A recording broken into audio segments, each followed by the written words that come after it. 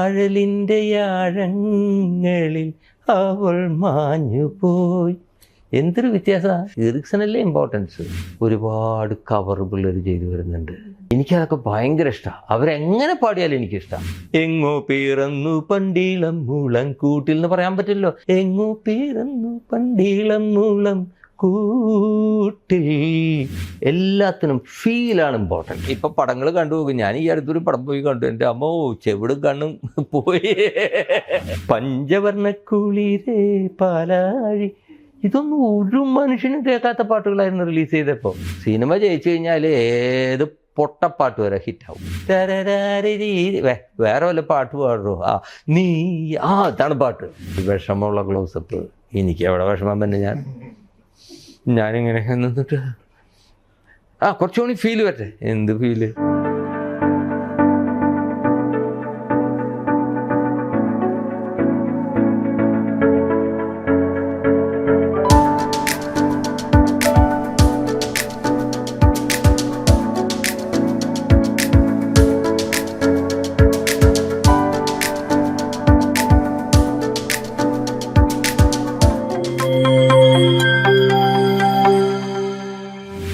ചെറുതിലെ തുടങ്ങിയ സമയത്ത് തന്നെ മ്യൂസിക്കാണ് എൻ്റെ ഒരു ഇത്, പഠിത്തം, അങ്ങനെ ഒരു എന്തെങ്കിലും ഒരു ഇതുണ്ടായിരുന്നോ സ്കൂളിലൊക്കെ പഠിക്കുമ്പോൾ? സ്കൂളിൽ പഠിക്കുമ്പോൾ വളരെ അച്ചടക്കത്തോടു കൂടി പാരൻസ് പറയുന്നത് എന്താണെന്ന് വെച്ച് ചെയ്യാനുള്ള ഒരു സൗകര്യം എനിക്കുണ്ടായിരുന്നു. കാരണം എൻ്റെ ആൻറ്റി, ഫാദറിൻ്റെ സഹോദരി കല്യാണം കഴിച്ചിട്ടില്ല.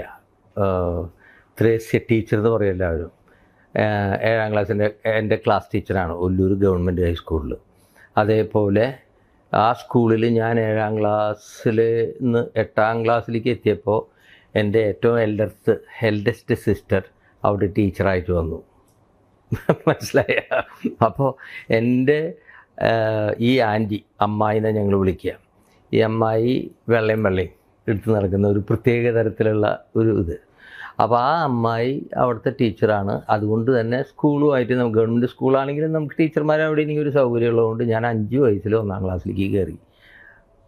അതുകൊണ്ട് എൻ്റെ കൂടെ കോളേജിൽ പഠിച്ചവർക്കൊക്കെ എന്നേക്കാൾ ഒരു വയസ്സ് കൂടുതലുണ്ട്. മനസ്സിലായ?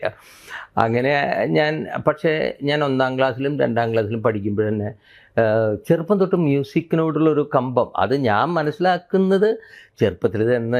നമ്മൾക്കിത് എങ്ങനെയാണ്, ഇത് എപ്പോൾ ആരംഭിച്ചു എന്ന് ആർക്കെങ്കിലും പറയാൻ പറ്റുമോ? അത് പറയാൻ പറ്റുന്നില്ല. നമ്മൾ ഇപ്പോൾ പണ്ട് ഇപ്പം പറഞ്ഞ പോലെ, ആരാണ്, ഗിരീഷ് പുത്തഞ്ചേരി പറഞ്ഞ പോലെ, നമുക്ക് മീശ എന്നാ വന്നതെന്ന് പറയാൻ പറ്റുമോ? അത് കുറേശ്ശെ കിളുത്ത് വന്നത്. അതുപോലെയാണ് സംഗീതം എങ്ങനെയാണ് എന്നിൽ ഉണ്ടാവുന്നതെന്ന് എനിക്ക് ആ ഡേറ്റോ സമയമൊന്നും പറയാൻ പറ്റില്ല. പക്ഷേ 2ാം ക്ലാസ്സിൽ പഠിക്കുമ്പോൾ ഞാൻ അസംബ്ലിയിൽ നിന്നിട്ട് പാട്ട് പാടുന്നതൊക്കെ എനിക്ക് ഓർമ്മയുണ്ട്. ഒരു ട്രൗസറും ഒരു ചെക്ക് ഷർട്ടും ഇട്ടിട്ട്, അതൊക്കെ എനിക്ക് നല്ല ഓർമ്മയുണ്ട് ഞാനൊരു പാട്ട് പാടുന്നത്. അപ്പോൾ ആ പാട്ട് പാടി കയ്യടിയൊക്കെ വാങ്ങിക്കുന്നുണ്ട്. അതൊക്കെ എനിക്ക് ഓർമ്മയുണ്ട്. അപ്പോൾ മ്യൂസിക്കിൽ, കാരണം എൻ്റെ വീട്ടിലെല്ലാവർക്കും മ്യൂസിക്കിൻ്റെ ഭയങ്കര ടേസ്റ്റാണ്. എൻ്റെ ഫാദർ പിയാനോ, വയലിൻ, ഫ്ലൂട്ട് ഇതെല്ലാം വായിക്കുന്നത് ഞാൻ കണ്ടിട്ടുണ്ട് ചെറുപ്പത്തിലെ. പുള്ളി ചർച്ചിൽ ഓർഗൻ വായിക്കും. അതാണ് പുള്ളി. ഭയങ്കരമായിട്ട് പാട്ട് പാടും. ഭയങ്കര ശബ്ദമാണ്. ശബ്ദം എന്ന് വെച്ച് കഴിഞ്ഞാൽ നമ്മൾ പണ്ട് കാലത്ത് നിങ്ങളൊക്കെ കേട്ടിട്ടില്ലേ, ഉച്ചഭാഷിണി എന്ന് പറഞ്ഞ സാധനം ഉണ്ടായിരുന്നില്ല. അന്നത്തെ കർണാട്ടിക് സിംഗേഴ്സൊക്കെ ഭയങ്കര ശബ്ദത്തിൽ പാടണം.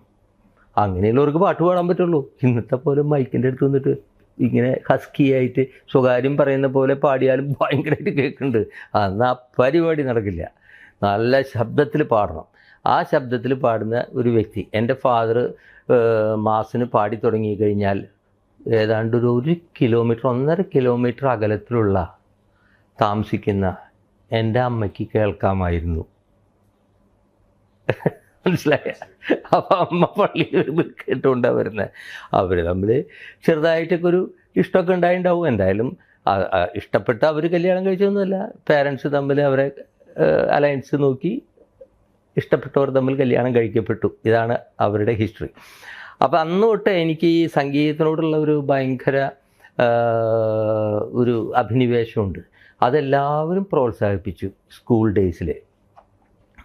എൻ്റെ ജ്യേഷ്ഠന്മാർ എം എൽ ആൻ്റണി, എനിക്ക് ദാസേട്ടൻ പാടിക്കഴിഞ്ഞ് കഴിഞ്ഞാൽ ആ ഒരു പാട്ട് പിന്നെ ഒരാൾ ആവർത്തിക്കുന്നത് എൻ്റെ ഈ ജ്യേഷ്ഠൻ പാടുന്നതാണ് എനിക്ക് ഏറ്റവും ഇഷ്ടപ്പെട്ടിരിക്കുന്നത്. അത്രയും ഫീലോട് കൂടിയിട്ട് പാടും, ചെറുപ്പത്തിൽ നന്നായിട്ട് പാടും. പിന്നെ മൂത്ത ജ്യേഷ്ഠൻ വയലിൻ വായിക്കും. വലിയ ഇതൊന്നുമില്ല, ചെറിയ ചെറിയ പരിപാടികൾക്കൊക്കെ വയലിൻ വായിക്കുന്നത് കണ്ടിട്ടുണ്ട്. നല്ല സ്വീറ്റ് പ്ലേയിങ് ആണ്, വലിയ ടെക്നിക്കലായിട്ടൊന്നും പുള്ളി അങ്ങനെ പഠിച്ചിട്ടില്ല. അവരൊക്കെ പഠിക്കുകയും ജോലിക്കാരുമാണല്ലോ. എൻ്റെ മൂത്ത സിസ്റ്റർ നന്നായിട്ട് പാടും, രണ്ടാമത്തെ സിസ്റ്റർ നന്നായിട്ട് പാടും. സിസ്റ്ററിൻ്റെ മകനാണ് പാട്ടുകാരൻ ഫ്രാങ്കോ. പിന്നെ അതിൻ്റെ താഴെയുള്ളൊരു സിസ്റ്ററുണ്ട്, അലോഷ്യ. ഈ സിസ്റ്ററിൻ്റെ പ്രത്യേകത എന്താണെന്ന് വെച്ച് കഴിഞ്ഞാൽ ഈ സിസ്റ്റർ അന്ന് മുതൽ ഞാൻ ശ്രദ്ധിച്ചിട്ടുണ്ട്, ക്ലാസിക്കൽ സോങ്സ് ഭയങ്കര ഇഷ്ടമാണ്. പാടുന്നില്ല, ആൾ കേൾക്കുന്നത് ക്ലാസിക്കൽ സോങ്സ് മാത്രമാണ്. പിന്നെ എൻ്റെ ഒരു അനിയനുണ്ട്, ഞങ്ങൾ 7 പേരാണ്. അപ്പോൾ ഞാനൊഴികെ 6 പേര്. അപ്പോൾ ഇനി അനിയനാണുള്ളത്. അനിയൻ നന്നായിട്ട് പാട്ട് പാടും, പക്ഷേ അവന് പാട്ടിനേക്കാൾ അത്ലറ്റിക്സിൽ ഭയങ്കര കമ്പമായിരുന്നു. അങ്ങനെ അവൻ നാഷണൽ ചാമ്പ്യനാണ്. PT ഉഷയൊക്കെ ഓടിക്കൊണ്ടിരിക്കുമ്പോൾ അവരുടെ ക്യാപ്റ്റനാണ്. മറ്റേ കാലിക്കറ്റ് യൂണിവേഴ്സിറ്റിയിലെ ഫ്രാൻസിസ് എന്ന് പറഞ്ഞിട്ട് അവൻ. പക്ഷേ ടാറ്റയിൽ സ്പോർട്സ് കോട്ടയിൽ കയറി പെൻഷനായി റിട്ടയറായി ഇപ്പോൾ സുഖമായിട്ടിരിക്കുന്നു. ഇതാണ്. അപ്പോൾ പാട്ടിൻ്റെ മ്യൂസിക് ഇതിങ്ങനെ എന്നിലിങ്ങനെ വളർന്ന് 10ാം ക്ലാസ് വരെ ഞാൻ ചർച്ച് കൊയറിലതിലൊക്കെ വളരെ ആക്റ്റീവാണ്. അതൊക്കെ കഴിഞ്ഞ് നിങ്ങൾക്കറിയാം, ഞാൻ 10ാം ക്ലാസ് കഴിഞ്ഞപ്പോൾ ഒരു വൊക്കേഷൻ എന്ന് വെച്ച് കഴിഞ്ഞാൽ ഒരു ദൈവവിളി വന്ന് ഞാൻ പള്ളിയിലെ അച്ഛൻ പട്ടത്തിന് പഠിക്കാനായിട്ട് അതിൻ്റെ പ്രിലിമിനറി കോഴ്സ് പെറ്റി സെമിനാരിയിൽ ഒരു 3 വർഷമല്ലേ 2.5 വർഷം കഴിഞ്ഞപ്പോൾ എന്നെ പറഞ്ഞു വിട്ടു. ഇതിൻ്റെ എല്ലാത്തിൻ്റെയും കാരണം മ്യൂസിക്കാണ് എന്നെ പലയിടത്തു നിന്നും അവോയ്ഡ് ചെയ്തത്. എൻ്റെ വീട്ടിൽ എൻ്റെ ഫാദറിന് ഞാൻ ഈ കോളേജിൽ പഠിക്കുമ്പോഴാണ് ഈ കോളേജ് പഠനവും സെമിനാരിയിലും നമ്മൾക്ക് അച്ചടക്കമൊക്കെ മനസ്സിലാക്കാൻ വേണ്ടിയിട്ടുള്ള ഒരു ട്രെയിനിങ് പീരീഡാണത്. Whether we have to proceed, ആ പ്രൊസീഡിനുള്ള ഒരു ടെസ്റ്റ് പീരീഡ് എന്ന് പറയില്ലേ, ആ ടെസ്റ്റിംഗ് പീരീഡായിരുന്നു. ആ ടെസ്റ്റിംഗ് പീരീഡിൽ ഞാൻ വളരെ ഹാപ്പിയാണ്. അപ്പോഴും ഞാൻ വയലിൻ പതുക്കെ വായിച്ചു തുടങ്ങി. വയലിനൊക്കെ അന്ന് വയലിൻ്റെ കഥയൊക്കെ വലിയ കഥകൾ അത് ഞാൻ പലതും പറഞ്ഞിട്ടുണ്ട്. വയലിൻ വളരെ ഇൻട്രസ്റ്റ് ആയിട്ട് പിന്നീട് പഠിക്കേണ്ട ഒരു അവസ്ഥ വന്നതാണ്. കുറേശ്ശെ വായിക്കുമായിരുന്നു. ഞാൻ എൻ്റെ വയലിനൊക്കെ വായിക്കുമെന്ന് പറഞ്ഞു കഴിഞ്ഞാൽ അതൊന്നും കേട്ട് പഠിച്ചല്ല. ഞാൻ പറഞ്ഞില്ലേ, വയലിനെടുത്തു. എൻ്റെ ജ്യേഷ്ഠൻ്റെ വയലിനെ ആരും കാണാണ്ട് മുകളിൽ പോയിട്ട് തട്ടുംപുറത്ത് പോയിരുന്നിട്ട് അത് പിടിച്ച് അതിൽ സംഗീതം നമ്മുടെ മനസ്സിലുണ്ട്. വിരലുകൊണ്ട് അതിലെ നോട്ടുകൾ എവിടെയൊക്കെ വെച്ച ശബ്ദം മാറും. അപ്പം സാ, അപ്പോൾ അത് കിട്ടി. ഓപ്പൺ സ്ട്രിങ്ങിൽ ഒരു സാ പിടിച്ചു, പിന്നെ അടുത്ത നോട്ട് രീ എന്നുള്ളത് ഇതിൽ പിടിച്ചു, ഗാ. അപ്പോൾ അത് ഇതിന് ഫ്രെറ്റൊന്നുമില്ല. പിയാനോ ഗിറ്റാറൊക്കെയാണെന്ന് വെച്ച് കഴിഞ്ഞാൽ എവിടെ തൊട്ടാലും നല്ല സൗണ്ടാണ് വരിക. ഇതിലങ്ങനെ നല്ല സൗണ്ട് വരില്ല, വലിയ പ്രശ്നമാണ്. അതൊക്കെ കണ്ടുപിടിച്ചു. അതൊക്കെ അതിനോടുള്ള ഇഷ്ടം കൊണ്ട് അങ്ങനെ ആദ്യം തന്നെ ജനഗണമന വായിക്കുകയാണ്. അതിൽ വളരെ ഈസി ആയിട്ടുള്ളൊരു ട്യൂണിൽ ആ ജനഗണമന വായിച്ചു കഴിഞ്ഞ എനിക്ക് വീട്ടിൽ ഭയങ്കര കയ്യടി. എൻ്റെ തൊട്ടപ്പുറത്തെ മുറിയിൽ എൻ്റെ സിസ്റ്റേഴ്സ് 3 പേര് ഇത് കേട്ടുകൊണ്ടിരിക്കുകയാണ്. ആദ്യമായിട്ട് ഞാൻ വയലിൻ വായിച്ചത് ജനഗണമന വായിച്ചാൽ തുടങ്ങിയത്. അവസാനിപ്പിക്കുമ്പോൾ വായിക്കുന്ന ഒരു എല്ലാ പരിപാടിയും കഴിയുമ്പോൾ ജനഗണമന പാടി അവസാനിപ്പിക്കുന്നില്ലേ, ഇത് തുടങ്ങിയത് ജനഗണമന പാടിയിട്ടാണ്. എല്ലാം റിവേഴ്സാണ്. അങ്ങനെ പക്ഷേ ഈ സെമിനാരിൽ നിന്ന് വിട്ടതിന് ശേഷം ഞാൻ വോയിസ് ഓഫ് ട്രിച്ചൂരിൽ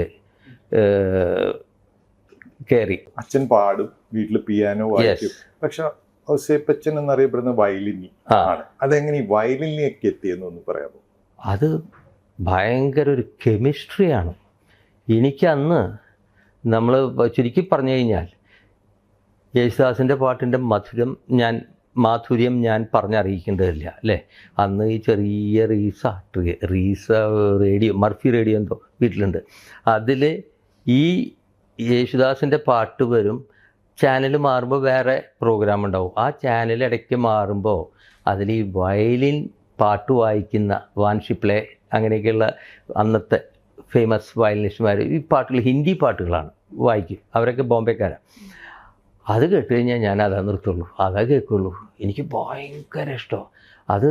ഇൻബോണായിട്ട് നമുക്ക് ആ വയലിനിലോട് അപ്പോൾ അത് പിന്നീട് ഞാൻ അനലൈസ് ചെയ്തപ്പോൾ എനിക്ക് ഭാവം, ഫീൽ, എല്ലാത്തിനും ഫീലാണ് ഇമ്പോർട്ടൻറ്റ്. ഒരു പാട്ടുണ്ടാക്കുമ്പോൾ അതൊക്കെ പിന്നീട് ഞാനത് എൻ്റെ ഒരു ഇതാണ്, ഒരു സ്റ്റൈലാണ്. പാട്ടിന് ബാക്കി ടെക്നോളജിയേക്കാൾ അതിൻ്റെ ഫീലിന് ഇമ്പോർട്ടൻസ് ഞാൻ കൊടുക്കും.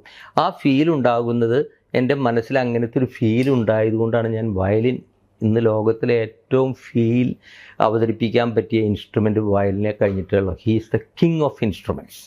കാരണം അതിൽ എല്ലാ ഭാവവും ദേഷ്യം, സങ്കടം, സന്തോഷം, റൊമാൻസ്, എന്ത് വേണം, പേടിപ്പിക്കുന്നതിനൊക്കെ പണ്ട് മറ്റേ പണ്ടത്തെ സിനിമകൾ കേട്ടറിയാം, യക്ഷിപ്പാട്ടൊക്കെ വരുമ്പോൾ അതാണ് മെയിൻ സാധനം, പേടിപ്പിക്കുന്ന സൗണ്ട്. അത് വയലിനിലുണ്ടാക്കുക, മനസ്സിലായോ? അപ്പം എല്ലാ ഭാവവും വയലിനിലുണ്ട്. ബാക്കിയുള്ള ഇൻസ്ട്രുമെൻറ്റ്സിലൊക്കെ അതൊക്കെ കുറച്ച് കുറവായിട്ട് എല്ലാത്തിലും ഉണ്ട്, പക്ഷേ ഇത് അപാരമാണ്. അപ്പം എൻ്റെ ബേസിക് മ്യൂസിക്കിൽ എനിക്കുണ്ടാകുന്ന, മ്യൂസിക്കിൽ മാത്രമല്ല എൻ്റെ ജീവിതത്തിൽ ഞാൻ സംസാരിക്കുമ്പോഴും ഒരാളോട് പെരുമാറുമ്പോഴും ആറ്റിറ്റ്യൂഡിൽ എല്ലാത്തിലും ഭാവത്തിന് ഞാൻ വളരെ ഇമ്പോർട്ടൻസ് കൊടുക്കാറുണ്ട്. അത് ജന്മനാൽ കിട്ടിയിട്ടുള്ള നമ്മളുടെ ഒരു പ്രത്യേകതയാണ്.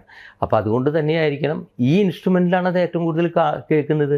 ബാക്കിയുള്ളതിനൊക്കെ ഒരു നോട്ടുകൾ വായിച്ചാലും ഭാവത്തിന് കുറച്ചൊക്കെ ഭാവം കൊടുക്കാമെങ്കിലും ഇതേപോലെ ഭാവം കിട്ടില്ല. ഇത് മനുഷ്യൻ പാടുന്നതിനേക്കാൾ കൂടുതൽ ഭാവം ഇതിൽ വരുന്നുണ്ട്. അങ്ങനെ വയലിനിലേക്ക് കയറി ആ ഉത്തരം കിട്ടിയില്ലേ. സാറിൻ്റെ മ്യൂസിക് ഒരു ഭയങ്കര സൂത്തിങ് എഫക്റ്റ്, ഭയങ്കര മനസ്സിനെ ഭയങ്കര കാമാക്കുന്ന ഒരു നിലാപൈതല്, എല്ലാ നിലാപൈതല ഗീതയാരവും നീളകഥ പറയുന്നതും എല്ലാത്തിലും മനസ്സിനെ, അത് ഞാൻ പറയില്ലേ, ഇപ്പോൾ എന്നെ ഡയറക്ടേഴ്സ് വിളിക്കുന്നത് അങ്ങനത്തെ സിറ്റുവേഷനും അങ്ങനത്തെ പാട്ടുകളും ഉണ്ടാക്കാനാണ്. അപ്പം അതുകൊണ്ട് ഞാൻ അങ്ങനത്തെ പാട്ടുകൾ ഉണ്ടാക്കാനുള്ള അവസരം എനിക്ക് വന്നു. പിന്നെ ബേസിക്കലി ഞാൻ വളരെ സൈലൻറ്റ് ആൻഡ് വളരെ എന്താ പറയുക, ബഹളങ്ങൾ ഇഷ്ടമില്ലാത്തൊരു വ്യക്തിയാണ്. അപ്പം എൻ്റെ പാട്ടിലും എത്രയൊക്കെ പറഞ്ഞാലും എനിക്ക് ഒരു പരിധി വിട്ട് ബഹളങ്ങളിലേക്ക് പോകാൻ എനിക്ക് താല്പര്യമില്ല. പിന്നെ ബഹളം വെക്കേണ്ട പാട്ടുണ്ടാക്കിയാലും അതിലും ഒരു ചെറിയ അച്ചടക്കം ഉണ്ടാവും. അത് അത്ര നല്ലതല്ല. അച്ചടക്കമില്ലാത്ത പാട്ടുകൾ ഉണ്ടാക്കേണ്ടി വരും സിനിമയ്ക്ക്. പക്ഷേ ഈ അച്ചടക്കം എൻ്റെ കൂടെ പോകുന്നതുകൊണ്ട് അതിലും ഞാൻ ഈ ശ്രുതി ചേർക്കുന്നതിലൊക്കെ എന്നെ എല്ലാവരും കളിയാക്കല്ല, ഇയാൾ എന്തൊരു മനുഷ്യനാണെന്ന്. അതായത് ഒരു ടിമ്പണി വായിച്ചു കഴിഞ്ഞാൽ, ടിമ്പണിക്കൊന്നും ശ്രുതിയുടെ ആവശ്യമില്ല, പക്ഷെ അതിൽ ഓവർ ടോൺസും കാര്യങ്ങളുണ്ട്. ഞാനിത് മുഴുവൻ മെലോഡൈൻ എന്ന് പറഞ്ഞ ടെക്നോളജി ഇപ്പോൾ വന്നപ്പോൾ അതിലിട്ടിട്ട് അത് മുഴുവൻ ട്യൂൺ ചെയ്യും. പക്ഷേ ആക്ച്വലി അത് ട്യൂൺ ചെയ്യാൻ പാടില്ല. ഇപ്പം നമ്മൾ ജനഗണമന, ഇപ്പോൾ ഒരു സ്കൂളിൽ ജനഗണമന കേൾക്കുന്നുണ്ട്. ഈ ജനഗണമന എല്ലാവരും പണ്ഡിതന്മാരാണ്, എല്ലാവരും ശ്രേയ ഘോഷലും യേശുദാസും അല്ലെങ്കിൽ ചിത്രയും ഒക്കെയാണ്. എല്ലാവരും ഒരേ ഈക്വൽ സ്റ്റാൻഡേർഡ് പാടിക്കഴിഞ്ഞ് കഴിഞ്ഞാൽ ഒരു എഫക്റ്റും ഉണ്ടാവില്ല. ഒരു 100 യേശുദാസ് ഒരുമിച്ച് നിന്ന് പാടിയാലും ഈ 100 സാധാരണക്കാരിൽ നിന്ന് പാടുന്ന അതിലുണ്ടാകുന്ന ഒരു ആരവമുണ്ടല്ലോ, മറ്റത് ഭയങ്കര സ്വീറ്റായിരിക്കും. എല്ലാം ഒരുമിച്ചാകുമ്പോൾ ഓവർ ടോൺസ് ഇല്ല. അപ്പോൾ ഇതെല്ലാം കൂടിയിട്ട് നല്ല ഒരൊറ്റ സിംഗിൾ സിംഗിങ് മാതിരി വരും. നമുക്ക് ഈ വ്യത്യസ്തത ഉണ്ടാകുന്നത് എങ്ങനെയാണ്? ഒരു ക്രൗഡ് വോയിസ് നമ്മൾ പറയുന്നില്ലേ, 1,00,000 പേര് 1,00,000 ശ്രുതിയിലാണ് ഈ ശബ്ദം ഉണ്ടാക്കുന്നത്. അത് ഒരുമിക്കുമ്പോൾ ഉണ്ടാകുന്ന ഒരു ഇമ്പാക്റ്റ് ഉണ്ടല്ലോ, കടലിൻ്റെ തിര പോലെയോ അല്ലെങ്കിൽ ഇടിവെട്ടിൻ്റെ മുഴക്കം പോലെയൊക്കെയാണ് അത് വരിക. മറ്റേത് സ്വീറ്റായി പോകും ഈ ഹാർമണിയും ഈ സാധനങ്ങളൊക്കെ ചേർന്ന് കഴിഞ്ഞാൽ. അപ്പോൾ അതുകൊണ്ടാണ് ഈ സ്കൂളുകളിൽ ജനഗണമന പാടുന്നതൊക്കെ ഭയങ്കര രസമാണ്. എന്ത് രസമാണെന്നറിയോ? അതേ സമയത്ത് ഈ എല്ലാ നല്ല സിംഗേഴ്സ് ജനഗണമന പാടി അത്ര രസം ഉണ്ടാവില്ല, അതിന് ഇമ്പാക്റ്റ് ഉണ്ടാവില്ല. ഇതിന് സാർ ആദ്യത്തെ സിനിമയിലേക്ക് വന്നതിൻ്റെ ഇതെന്ന് പറയാം. ആദ്യത്തെ സിനിമ എനിക്ക് കിട്ടുന്നത് തന്നെ ഒരു റൂട്ടാണത്. അതിനൊരു വഴിയുണ്ട്. അതായത് ഞാൻ മദ്രാസിൽ പോയി, ദേവരാജൻ മാഷ് ക്ഷണിച്ചു, അവിടെ പോയി വയലിനിസ്റ്റായി പോകുന്നു. വയലിനുള്ള കമ്പം കാരണം ഞാൻ എപ്പോഴും ഗ്യാപ്പുകളിലൊക്കെ വയലിൻ വായിച്ചുകൊണ്ടിരിക്കും. ഉള്ളിൽ വായിച്ചു കഴിഞ്ഞാൽ തിരക്ക് കിട്ടും, കാരണം അവിടെ മ്യൂസിക് നൊട്ടേഷനൊക്കെ എഴുതിക്കൊണ്ടിരിക്കുക. ഞാൻ വയലിന് പിടിച്ചിട്ട് പുറത്ത് വന്നിട്ട് വേപ്പിൻ്റെ മരം, നല്ല തണലാണ്, നല്ലതും ആരോഗ്യത്തിനും നല്ലതാണ്. ഈ സ്റ്റുഡിയോസിലെ മദ്രാസിൽ മിക്ക സ്റ്റുഡിയോസിലും വേപ്പ് മരം ഇഷ്ടം പോലെ ഉണ്ടാവും. അതിൻ്റെ അടിയിൽ നിന്നിട്ട് വയലിൻ പ്രാക്ടീസ് ചെയ്യും. അപ്പോൾ അവിടെ അന്ന് കാലത്തൊരു സംവിധായകൻ കുറച്ച് പടങ്ങളെ ചെയ്തിട്ടുള്ളൂ, നമ്മുടെ പ്രിയങ്കരനായ ഭരതേട്ടൻ. അപ്പോൾ ഭരതേട്ടൻ ഇതിങ്ങനെ ഇടയ്ക്ക് പുള്ളി ഇങ്ങനെ വന്നിട്ട് ഒരു സ്മോക്കിങ്ങിന് വേണ്ടിയിട്ട് സ്റ്റുഡിയോൻ്റെ പുറത്ത് ഇങ്ങനെ വരുമ്പോൾ ഇങ്ങനെ ഒരു ഓട്ടോ കണ്ടിട്ട് നോക്കും, ഹേയ് ഇതെന്തത് മരത്തിൻ്റെ അടിയിൽ ഒരു വയലിൻ വായിക്കുന്ന ഒരു പയ്യൻ. പുള്ളി അങ്ങനെ കുറച്ചൊക്കെ നോട്ടീസ് ചെയ്തതിന് ശേഷം പിന്നെ എന്നെ വിളിച്ചു. അപ്പോൾ തൃശ്ശൂർക്കാരനെന്ന് അറിഞ്ഞപ്പോൾ പുള്ളിക്ക് ഭയങ്കര ഒരു ഇത്, ഒരേ ഭാഷ ഒരേ സ്ലാങ്. അപ്പം നീ എന്തുട്ടടാ എന്നൊക്കെ പറഞ്ഞിട്ട് വർത്താനൊക്കെ പറഞ്ഞ് പുള്ളി വളരെ ഒരു ലോഹ്യം ഉണ്ടായി ചെറുതായിട്ട്. വയലിൻ വായിക്കുന്നു, പുള്ളിക്ക് സംഗീതം ഇഷ്ടമാണ്. അപ്പോൾ അങ്ങനെയുള്ള ബന്ധത്തിൻ്റെ പേരിലാണ് പുള്ളി എന്നെ അഭിനയിക്കാൻ വിളിച്ചത്. ആരവെന്ന് പറഞ്ഞൊരു സിനിമയിൽ അഭിനയിക്കാൻ വിളിച്ചു. അവിടെയും പോയപ്പോൾ എനിക്ക് സംസാരമൊന്നുമില്ല, സംസാരിക്കുന്നത് മുഴുവൻ വയലിനിലൂടെയാണ്. എൻ്റെ വികാരങ്ങൾ മുഴുവൻ പ്രകടിപ്പിക്കുന്നത് വയലിനിലൂടെ. അടികൂടിയ വയലിൻ, തമാശ കാണിച്ച വയലിൻ, പ്രണയം കാണിച്ച വയലിൻ, എല്ലാത്തിനും വയലിൻ. ഇതൊക്കെ ഞാൻ ലൈവായിട്ട് വായിക്കുകയാണ്. അപ്പോൾ നമ്മളുടെ ഒരു ഇമാജിനേഷൻ, ഒരു എന്തെന്നാ പറയുക, ഒരു ഇൻഡ്യൂഷൻ, അല്ലെങ്കിൽ അതിനെക്കുറിച്ച് വലിയ പഠനങ്ങളൊന്നും നടത്തിയിട്ടില്ല. നമ്മൾ ഈ റെക്കോർഡിങ്ങിനൊക്കെ വായിച്ചിട്ടുള്ള പരിചയം മാത്രമേ ഉള്ളൂ. അപ്പോൾ ഇതിനൊക്കെ ഇങ്ങനെയാണ് വായിക്കേണ്ടതെന്ന് എൻ്റെ ഒരു ധാരണയിൽ ഞാൻ എന്തൊക്കെയോ വായിച്ചു. ആ വായിച്ചത് പിന്നീട് ഡബ്ബിങ് നേരത്ത്, അന്ന് കാലത്ത് ഈ പുതിയ ടെക്നോളജി ഒന്നുമില്ല, നാഗര ലൈവ് സൗണ്ടാണ്. അത് കേട്ടിട്ട് വേണം ഡബ് ചെയ്യാൻ. എന്താണ് ആ സമയത്ത് പറയുക, ഡയലോഗ് മാത്രമല്ലല്ലോ അവർ. ഇപ്പോൾ ഈ ആർട്ടിസ്റ്റുകൾ ഇങ്ങനെ പെർഫോം ചെയ്യുമ്പോൾ എഴുതി വെച്ചത് മാത്രമല്ല അവർ പറയുക, അവരുടെ ഇംപ്രവൈസേഷൻ ഉണ്ടാവും. അപ്പോൾ ഇത് അറിയണമെങ്കിൽ, ലിപ്സിങ്ക് കിട്ടണമെങ്കിൽ ഇത് കേൾക്കണം. നാഗര കേട്ടപ്പോൾ നാഗരയിൽ നിന്ന് ഡയലോഗ് പിടിക്കാൻ ആൾ കുറേ ബുദ്ധിമുട്ടി ഭരതേട്ടൻ. കാരണം ഒപ്പം വയലിൻ വായിച്ചുകൊണ്ടിരിക്കുക ഞാൻ. അപ്പോൾ പുള്ളി മനസ്സിലാക്കി ഈ പടത്തിന് ഇത് തന്നെയാണ് മ്യൂസിക് വേണ്ടത്. അങ്ങനെ എൻ്റെ അടുത്ത് അതിൻ്റെ ബാക്ക്ഗ്രൗണ്ട് സ്കോർ ചെയ്യാൻ പറയുന്നു. ഞാനത് സ്വന്തമായിട്ട് ചെയ്യാൻ, എനിക്ക് അന്ന് വളരെ ചെറുതാണ്. ഞാൻ പറഞ്ഞു 78-ലാണിത്. ഞാൻ പറഞ്ഞു, അപ്പോൾ ജോൺസൺ ദേവരാജ മാഷ് കൂടെ അസിസ്റ്റൻ്റായിട്ട് തുടങ്ങിയിട്ടുണ്ട്. ഞാൻ ജോൺസനെ വിളിക്കുന്നു. അപ്പോൾ പറഞ്ഞു, ഞാൻ ജോൺസണോട് ചെയ്യാൻ പറഞ്ഞു. അപ്പോൾ പറഞ്ഞത്, അത് ശരിയാവില്ല, എൻ്റെ ബീറ്റുകൾ കുറേ ഉണ്ട്, അത് നീ തന്നെ വായിക്കണം, അത് വെറുതെ വേണ്ട. അങ്ങനെ രണ്ടുപേരും കൂടി ഒരുമിച്ച് അതിന് മ്യൂസിക് ചെയ്യുന്നു, ജോൺസൺ ആൻഡ് ഔസേപ്പച്ചൻ. അങ്ങനെ അതിൽ ആരോ, അതാണ് ഫസ്റ്റ് മ്യൂസിക് ഡയറക്ഷൻ സിനിമ. അതൊക്കെ പിന്നീടാണ്. അത് ഈ ആൾക്കാർ, ഞാൻ പറഞ്ഞില്ല, ആൾക്കാർക്ക് എന്തും പറയാലോ, ഞാൻ പടം ചെയ്തിട്ടില്ല എന്ന് വരെ പറയാം. അപ്പം മനുഷ്യര് അവരുടെ സ്വാതന്ത്ര്യത്തിന് എന്തു വേണേ പറയാലോ. എനിക്കിതൊന്നും ഒരു കുഴപ്പമില്ല, ഇത് ആര് പറഞ്ഞാലും ശരി, പറഞ്ഞില്ലെങ്കിലും ശരി, നമ്മൾ ചെയ്യാനുള്ളത് നമ്മൾ ചെയ്തു പോകുന്നു. അപ്പം അത് കഴിഞ്ഞിട്ട് പിന്നെ കുറേ വർഷം കഴിഞ്ഞപ്പോൾ, അപ്പോൾ അതിൻ്റെ റെക്കോർഡിംഗ് ഒക്കെ കഴിഞ്ഞു, അതൊക്കെ കഴിഞ്ഞു. പിന്നീട് ഭരതേട്ടൻ ഈണം എന്ന് പറഞ്ഞൊരു സിനിമ 83-ൽ എടുക്കുമ്പോൾ, അപ്പോൾ ഇടയ്ക്കിടയ്ക്ക് നമ്മൾ സ്റ്റുഡിയോയിലൊക്കെ കാണാറുണ്ട്. അപ്പം എന്നെ വിളിച്ചു. അങ്ങനെ അതിൻ്റെ അവർ നാഗവള്ളിയും ഭരതേട്ടനും കൂടിയിട്ട് അതിൽ കുറച്ച് 2 പാട്ടുകൾ അവർ എന്തൊക്കെയോ ചെയ്ത് ഉണ്ടാക്കിയിട്ടുണ്ട്. അത് പാട്ടിൻ്റെ രൂപത്തിലൊന്നും ആയിട്ടില്ല. അപ്പം അതൊന്നൊരു പക്ക പാട്ടാക്കി ഒന്ന് സെറ്റ് ചെയ്ത് റെക്കോർഡ് ചെയ്യണം. അതിനെന്നെ വിളിച്ചത്, ബാക്ക്ഗ്രൗണ്ടൊക്കെ ഉണ്ടാക്കിയിട്ട്. അങ്ങനെ ഞാനത് ചെയ്തു കൊടുത്തു. നമുക്ക് താല്പര്യമുള്ള കാര്യം. അപ്പോഴേക്കും ഞാൻ കുറേശ്ശെയൊക്കെ ഇത് ശ്രദ്ധിക്കാൻ തുടങ്ങിയിട്ടുണ്ട്, നടക്കുന്ന കാര്യങ്ങൾ. കുറേശ്ശെ ഹാർമോണിയും തിയറിയും അതൊക്കെ പഠിച്ചു തുടങ്ങിയിട്ടുണ്ട്. അങ്ങനെ ഞാനത് ചെയ്തു. അതിൻ്റെ റീറെക്കോർഡിങ് വന്നപ്പോൾ പുള്ളി പറഞ്ഞു, അത് ഔസേപ്പച്ചൻ തന്നെ ചെയ്യണം എന്ന് പറഞ്ഞു. വീണ്ടും പുള്ളിയുടെ ഒരു നല്ല മനസ്സാണ് എന്നെ കൊണ്ട് വേണ്ടത്. അപ്പോൾ അന്ന് ജോൺസൺ വളരെ ഫേമസ് ആയി തുടങ്ങിയിട്ടുണ്ട്. ജോൺസണോട് ചോദിച്ചാൽ പുള്ളിക്ക് അത് എന്നെ കൊണ്ട് ചെയ്യിക്കണം. അവർക്ക് ഓരോ പുതിയ ആൾക്കാരെ ഇൻട്രൊഡ്യൂസ് ചെയ്യണമെന്ന് അവർക്കും ഉണ്ടാവുമല്ലോ. അപ്പോൾ അവർ ഇത് ഈ കാൻഡിഡേറ്റ് കുഴപ്പമില്ല എന്ന് പുള്ളിക്ക് തോന്നി കാണും. ഞാനതിന് ബാക്ക്ഗ്രൗണ്ട് സ്കോർ ചെയ്യുമ്പോൾ പുള്ളി ഓരോ ബാക്ക്ഗ്രൗണ്ട് സ്കോർ കഴിയുമ്പോൾ പുള്ളിക്ക് പുറത്തിറങ്ങിയിട്ട് പുള്ളി ആ മ്യൂസിക് ട്യൂൺ പാടിക്കൊണ്ട് നടക്കുക, ഇതൊക്കെ പാട്ടാക്കാലോ എന്ന് പറഞ്ഞിട്ട്. അപ്പോൾ അന്ന് പുള്ളിയുടെ മനസ്സിൽ എന്തോ ഒരു സംഭവം ഉണ്ടായി, എന്തോ ഒരു ട്യൂണൊക്കെ ഉണ്ടാക്കാൻ ഇത് ഈ പയ്യന് പറ്റും എന്ന് പുള്ളിക്ക് തോന്നി കാണാം. അത് റെക്കോർഡിങ് കഴിഞ്ഞു. അത് 83 കഴിഞ്ഞു. 85 ആയപ്പോഴാണ് കാതോടും വരുന്നത്. ഒരു എക്സ്പീരിയൻസും പേഴ്സണൽ റിലേഷൻഷിപ്പ്, അതൊന്നും പേഴ്സണൽ റിലേഷൻ ഭരതേട്ടനായിട്ട് എന്നെ ഭയങ്കര ഇഷ്ടമായിരുന്നു. കാരണം പുള്ളിക്ക് സംഗീതം, വയലിൻ ഇതൊക്കെ ഇഷ്ടമാണ്. ഞങ്ങൾ മിക്കവാറും ദിവസങ്ങളിൽ അന്ന് ഈവൺ ഞാൻ എനിക്ക് തോന്നുന്നത് ഈ ഈണത്തിന് ശേഷമാണോ, ഇല്ല, കാതോടത്തിന് ശേഷം അടുത്ത വർക്ക് വേറെ വല്ല മ്യൂസിക് ഡയറക്ടറായിരിക്കും ചെയ്യുന്നത്. പുള്ളിയുടെ മറ്റേ വൈശാലി ബോംബെ രവിയാണ് ചെയ്തത്. ആ വൈശാലിക്ക് വരെ എന്നെ കൊണ്ട് അതിൻ്റെ ഒരു 100-ാം ദിവസത്തിന് എന്നെ കൊണ്ട് വയലിൻ വായിപ്പിച്ചു ആള് സ്റ്റേജിൽ എന്നെ ക്ഷണിച്ച്. അത്രയും പുള്ളിക്ക് ഞാനെപ്പോഴും വേണം കൂടെ. ഒന്നും ഒരു വർക്കില്ലെങ്കിൽ നീ ഇങ്ങോട്ട് വാ, വയലിൻ എടുത്തിട്ട് വാ. എന്നിട്ട് ഞാൻ വയലിൻ വായിക്കും.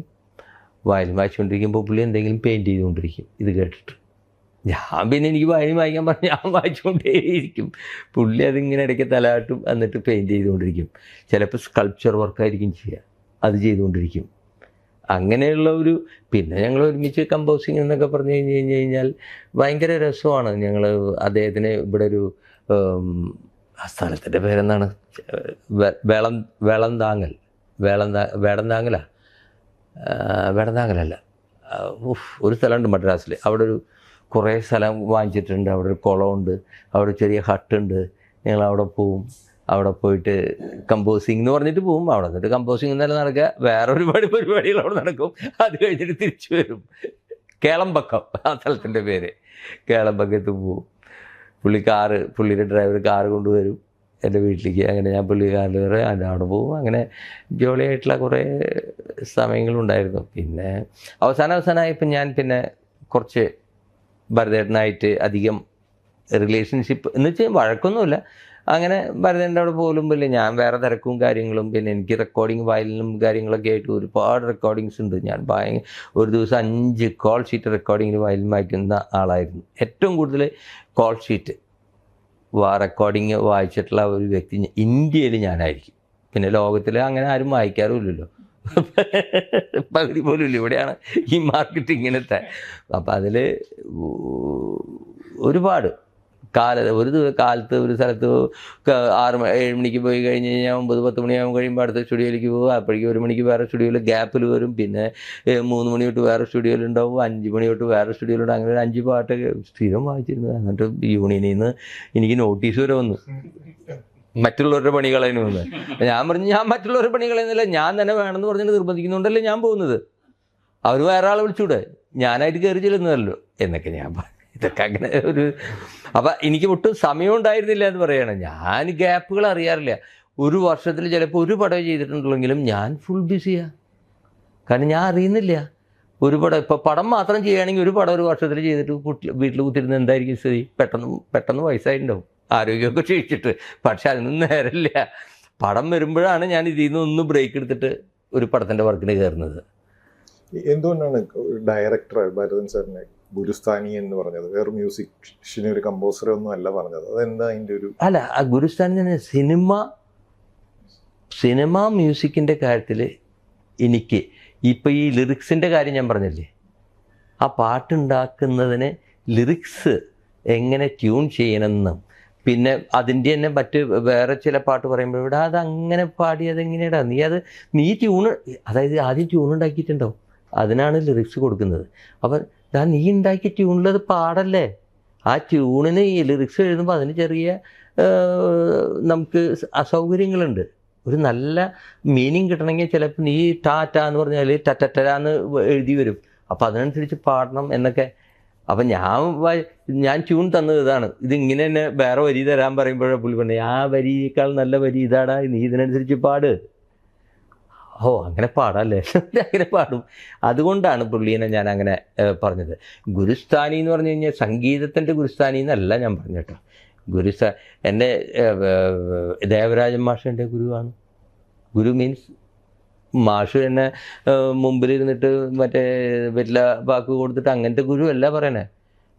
മാഷ സംഗീതത്തിന് അത്രമാത്രം ഹൃദയത്തിൽ കയറ്റി മാഷിൻ്റെ കൂടെയുള്ള ഒരുപാട് റെക്കോർഡിങ്ങിന് വായിച്ചതും മാഷിൻ്റെ പാട്ടുകൾ വായിച്ചിട്ടുള്ളതും മാഷുമായിട്ട് സമയം ചിലവഴിച്ചതും മാഷ് പറയുന്ന കാര്യങ്ങൾ ഒരുപാട് ഉപദേശങ്ങളും കാര്യങ്ങളൊക്കെ തരും.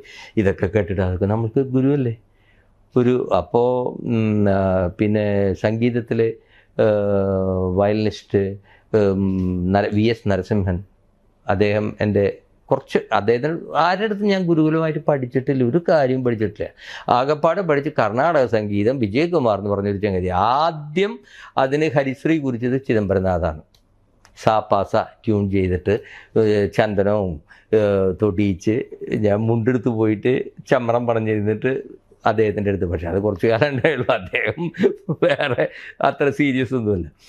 പിന്നീട് വിജയകുമാർ എന്ന് പറഞ്ഞൊരു വയലിനിസ്റ്റ്, അദ്ദേഹം കുറേശ്ശെ വയലിൻ വായിക്കുന്നൊരു അത്ര വലിയ വയലിനിസ്റ്റ് ഒന്നും ആയിരുന്നില്ല, പക്ഷെ നല്ല കർണാട്ടിക് നോളജ്, അപാര ജ്ഞാനം ഉണ്ടായിരുന്നു. അദ്ദേഹം പേഴ്സണലി എൻ്റെ അടുത്ത് പറഞ്ഞ് എന്നെ പഠിപ്പിക്കാൻ വന്നൊരു 10-15 കൊല്ലത്തോളം അദ്ദേഹത്തിൻ്റെ കീഴിൽ. അപ്പോൾ അത് ഗുരുവാണ്. അത് മറ്റേ ഗുരുകുലം പോലെ അദ്ദേഹത്തിൻ്റെ അടുത്ത് നിന്ന് പഠിച്ചത്. ബാക്കി വെസ്റ്റേൺ മ്യൂസിക് ഒന്നും ആരുടെ അടുത്തും പഠിച്ചില്ല. ഒക്കെ നമ്മളിങ്ങനെ ബുക്ക് വാങ്ങിച്ച് ബുക്ക് വായിച്ച് സ്വയം പഠിച്ചു. ആകപ്പാടെ വയലിനിൽ നമുക്ക് കിട്ടുന്ന, അതിനെ ഗുരു എന്ന് പറയാൻ പറ്റില്ല, മാസ്റ്റർ ക്ലാസ് വരും. ഞങ്ങൾക്ക് അവിടെ മദ്രാസ് ചേംബർ ഓർക്കസ്ട്ര ഉണ്ട്.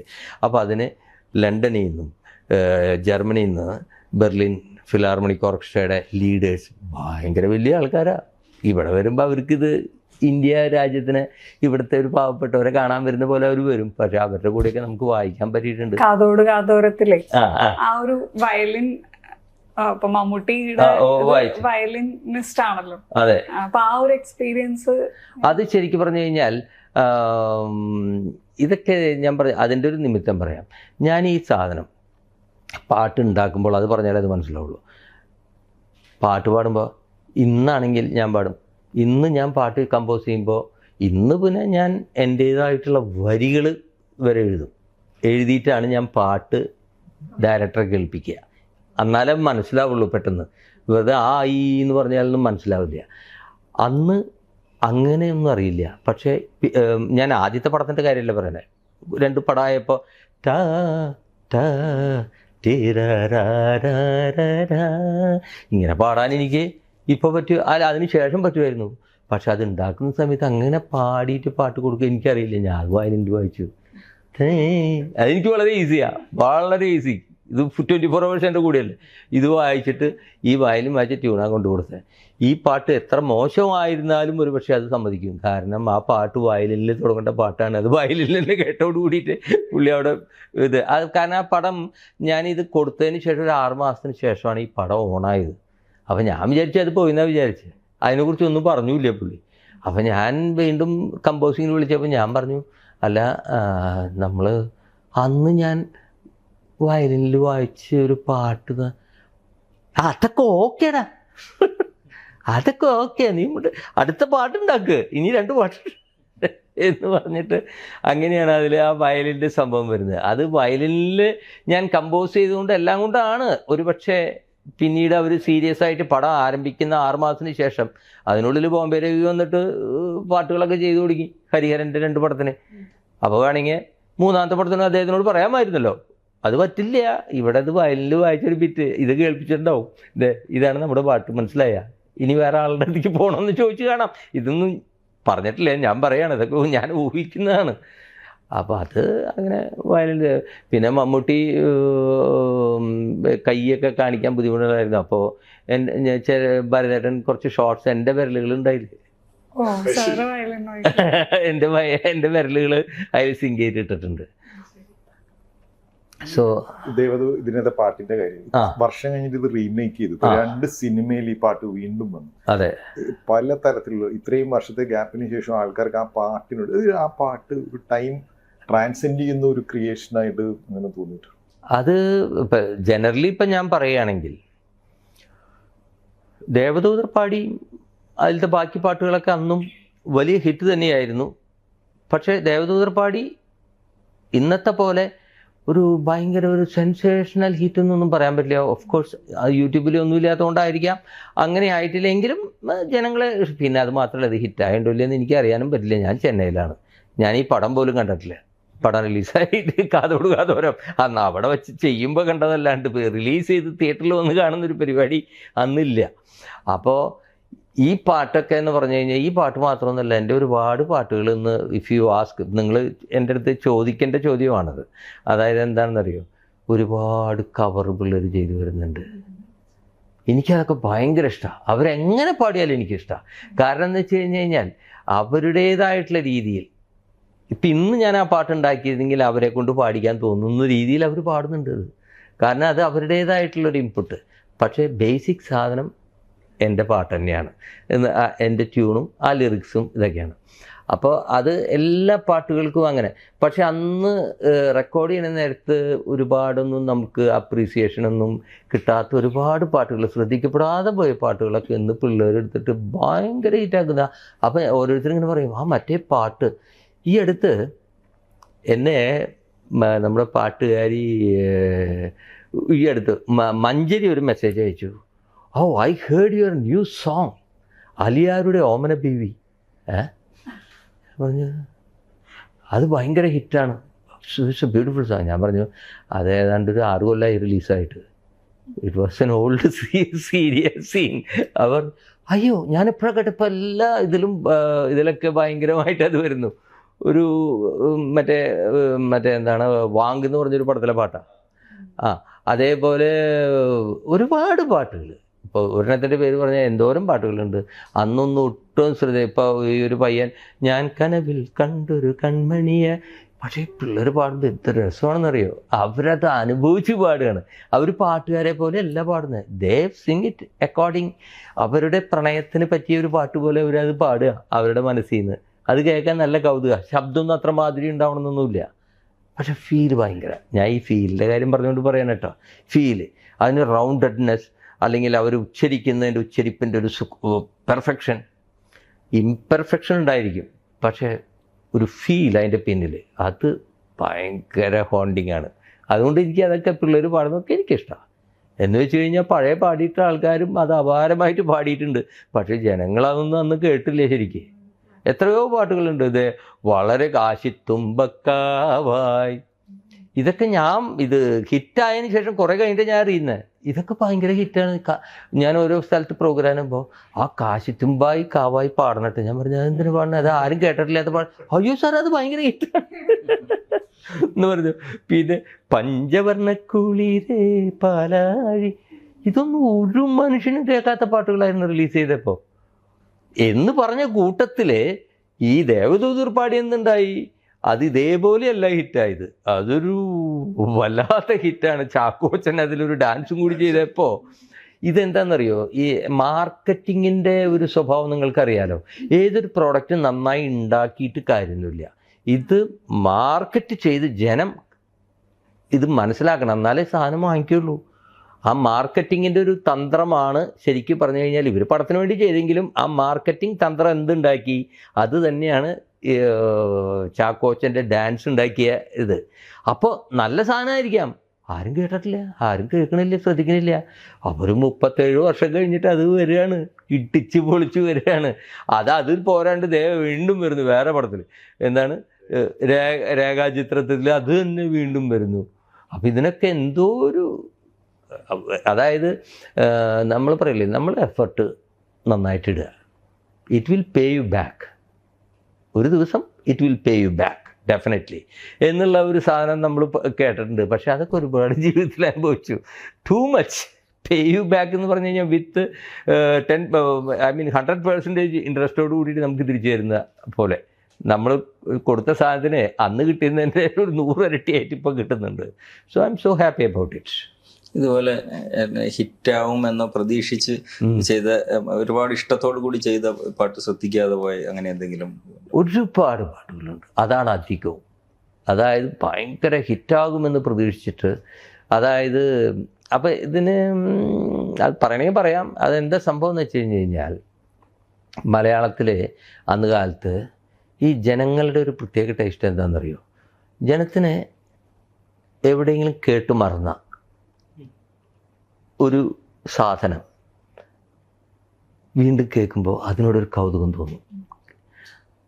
അപ്പം ഞാനിത് ഉണ്ടാവാതിരിക്കാനാണ് എൻ്റെ പാട്ടുകൾ ഉണ്ടാക്കുന്നത്.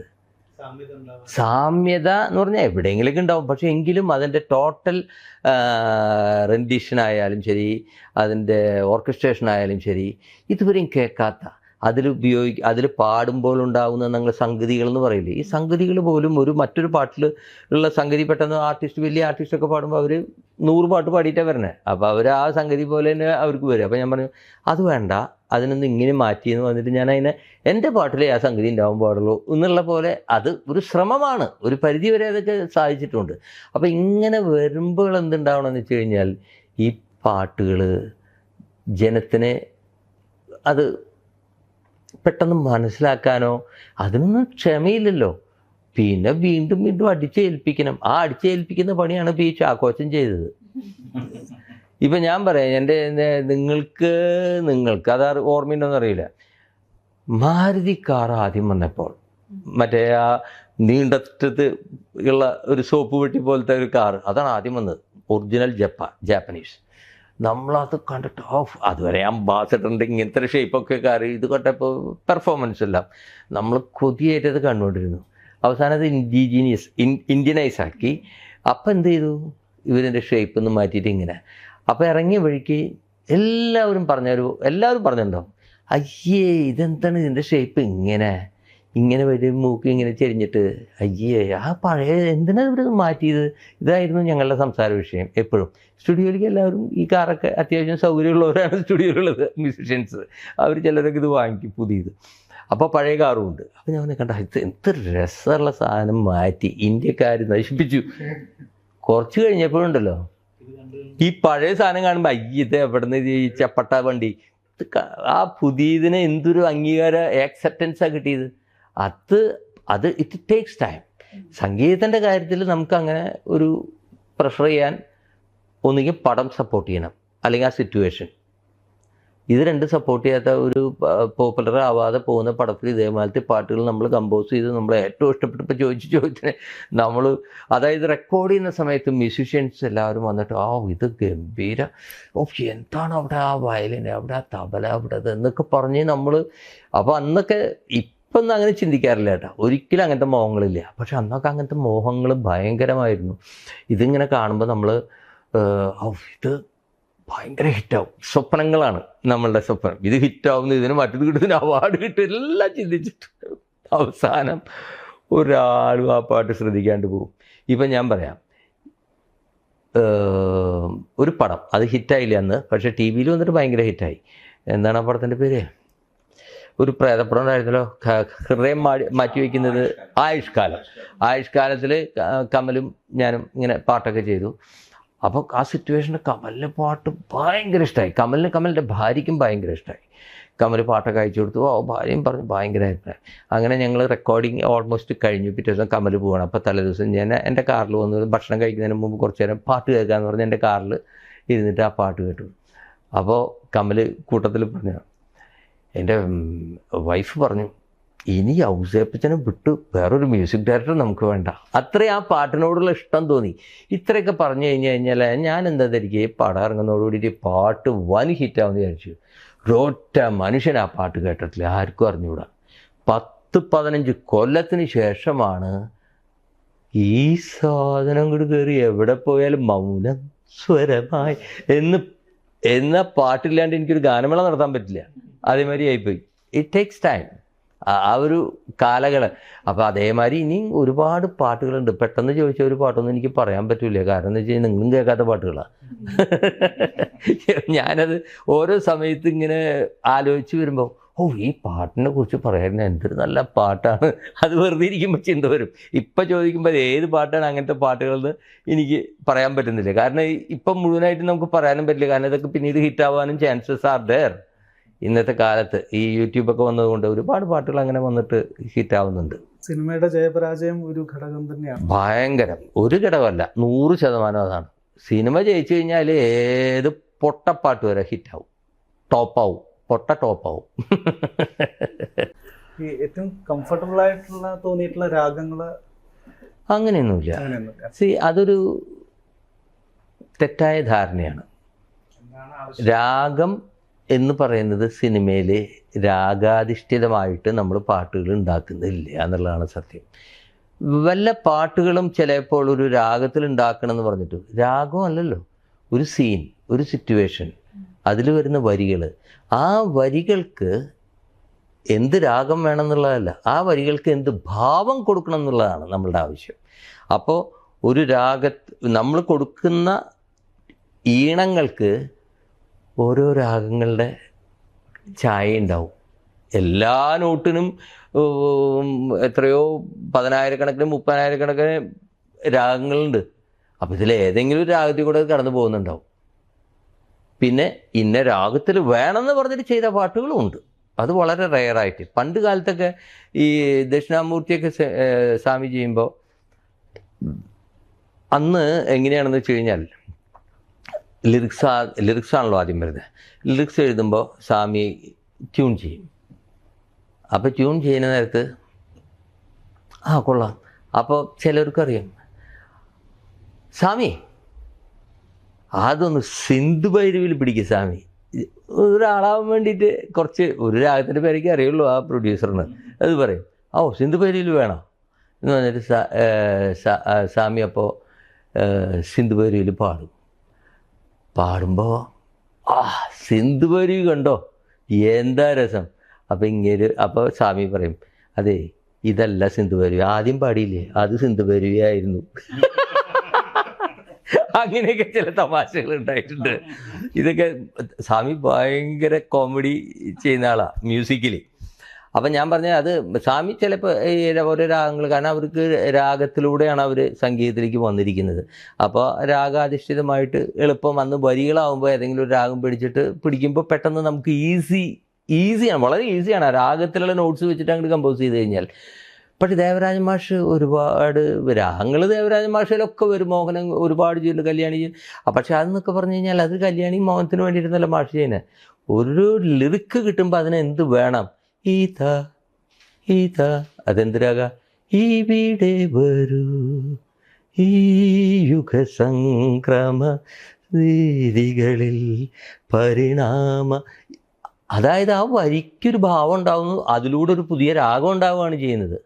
ദേവരാജൻ മാഷ ഓരോ പാട്ടുകളും ആ വരികൾക്ക്, മാഷാണ് അതിൻ്റെ ശരിക്കും മലയാള ഭാഷയുടെ, മലയാള പാട്ടിൻ്റെ, മലയാള ഭാഷയ്ക്ക് വരികൾക്ക് കറക്റ്റ് ഭാവാത്മകമായിട്ടുള്ള പാട്ടുകൾ കമ്പോസ് ചെയ്തത്. മറ്റുള്ളവർക്കൊക്കെ എല്ലാവർക്കും കുറേശ്ശെ എല്ലാം ഉണ്ടാവും, പക്ഷെ മാഷ അതിൻ്റെ മാസ്റ്ററായിരുന്നു. അതുകൊണ്ടാണ് റിയൽ മാസ്റ്റർ എന്ന് പറയാം. അങ്ങനെ അതിനു മുമ്പ് നമ്മൾ കണ്ടിട്ടില്ല.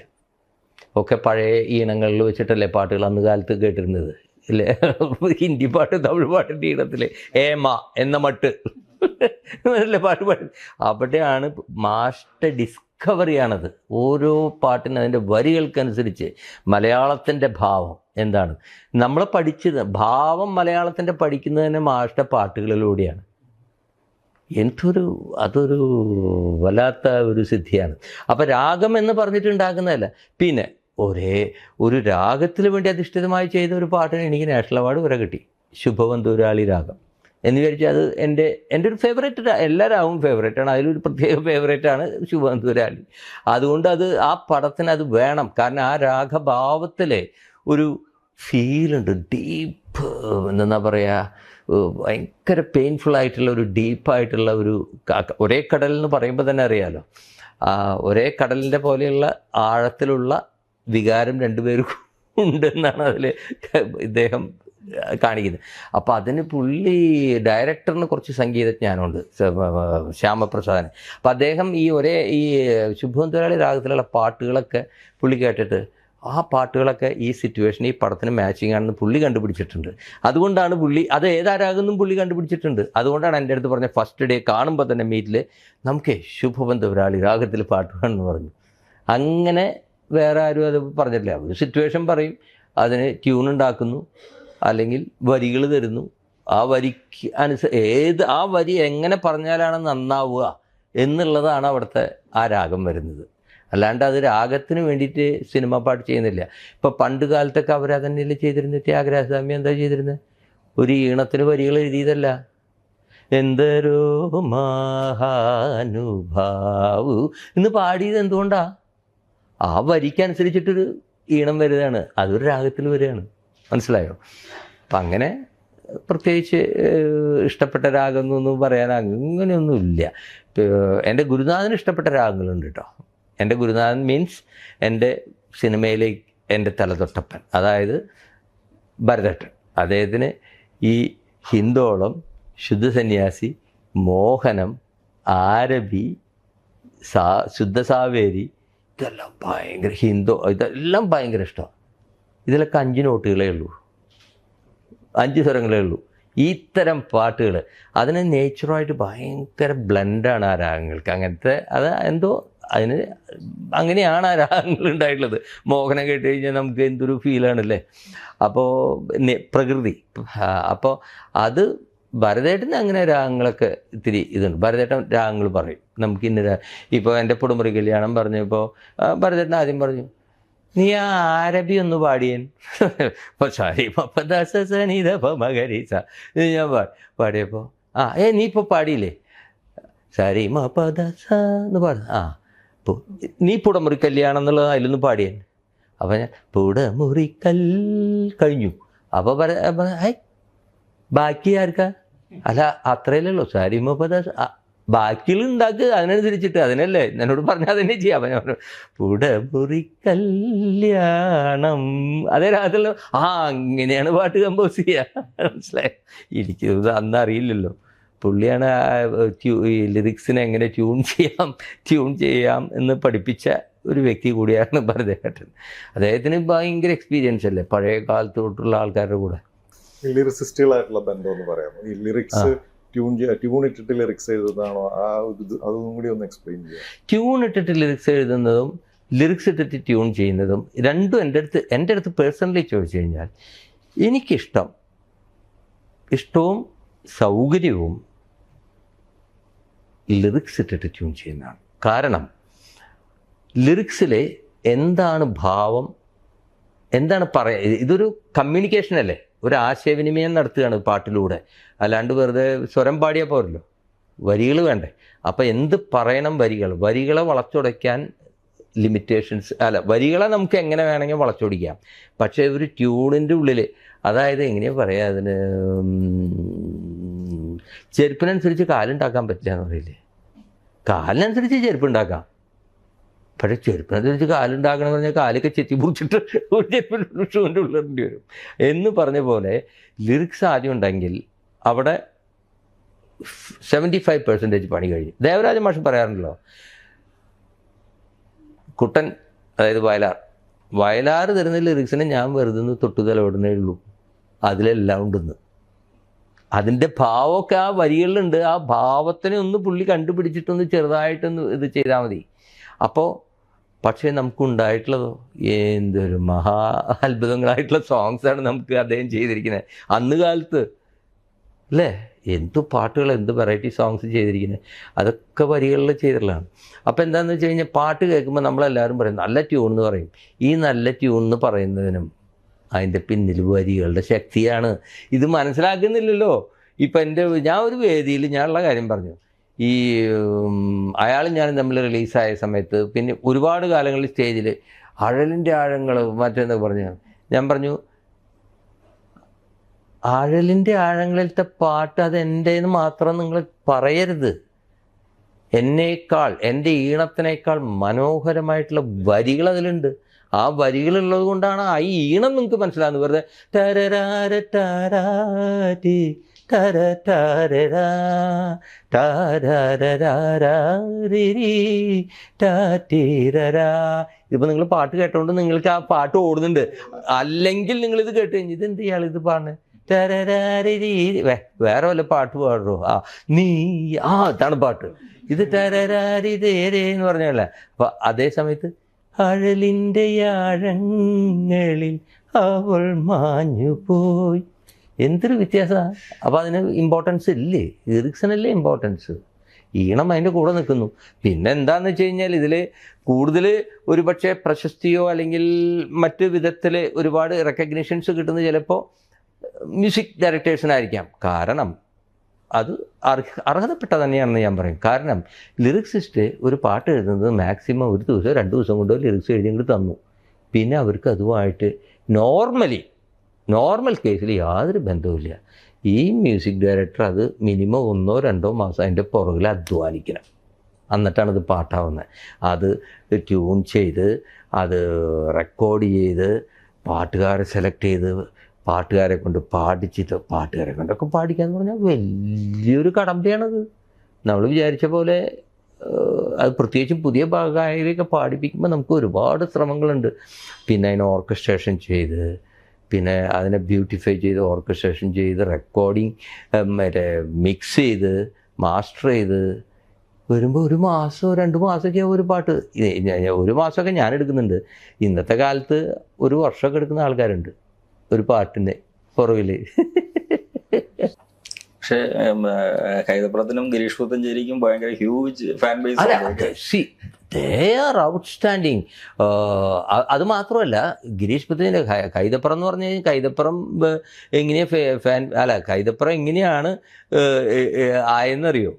കൈതപ്പുറം പടത്തിൽ അഭിനയിച്ചു തുടങ്ങി, അങ്ങനെ ഫേമസ് ആയി. എനിക്ക് ഓർമ്മയില്ല, ഒരിക്കൽ കൈതപ്പുറത്തിന്റെ കൂടെ ഞാൻ അന്ന് ഈ റിയാലിറ്റി ഷോ ഒന്നും വന്നിട്ടില്ല. സാന്ത്വനത്തിലുണ്ടെന്നു, സാന്ത്വനം എന്ന് പറയുന്ന കുറേ പടത്തിൽ കൈതപ്പുറം അഭിനയിച്ചിട്ടുണ്ട്.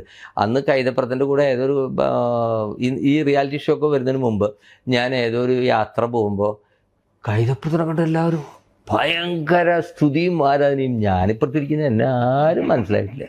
ഞാൻ ചെന്നൈയിൽ നിന്ന് പോയിട്ട് ഇരിക്കുന്ന. അപ്പം ഞാൻ പിന്നീടാണ് ഈ റിയാലിറ്റി ഷോ വന്നപ്പോൾ സംഭവം മാറി, അങ്ങനെ അത് കിട്ടി.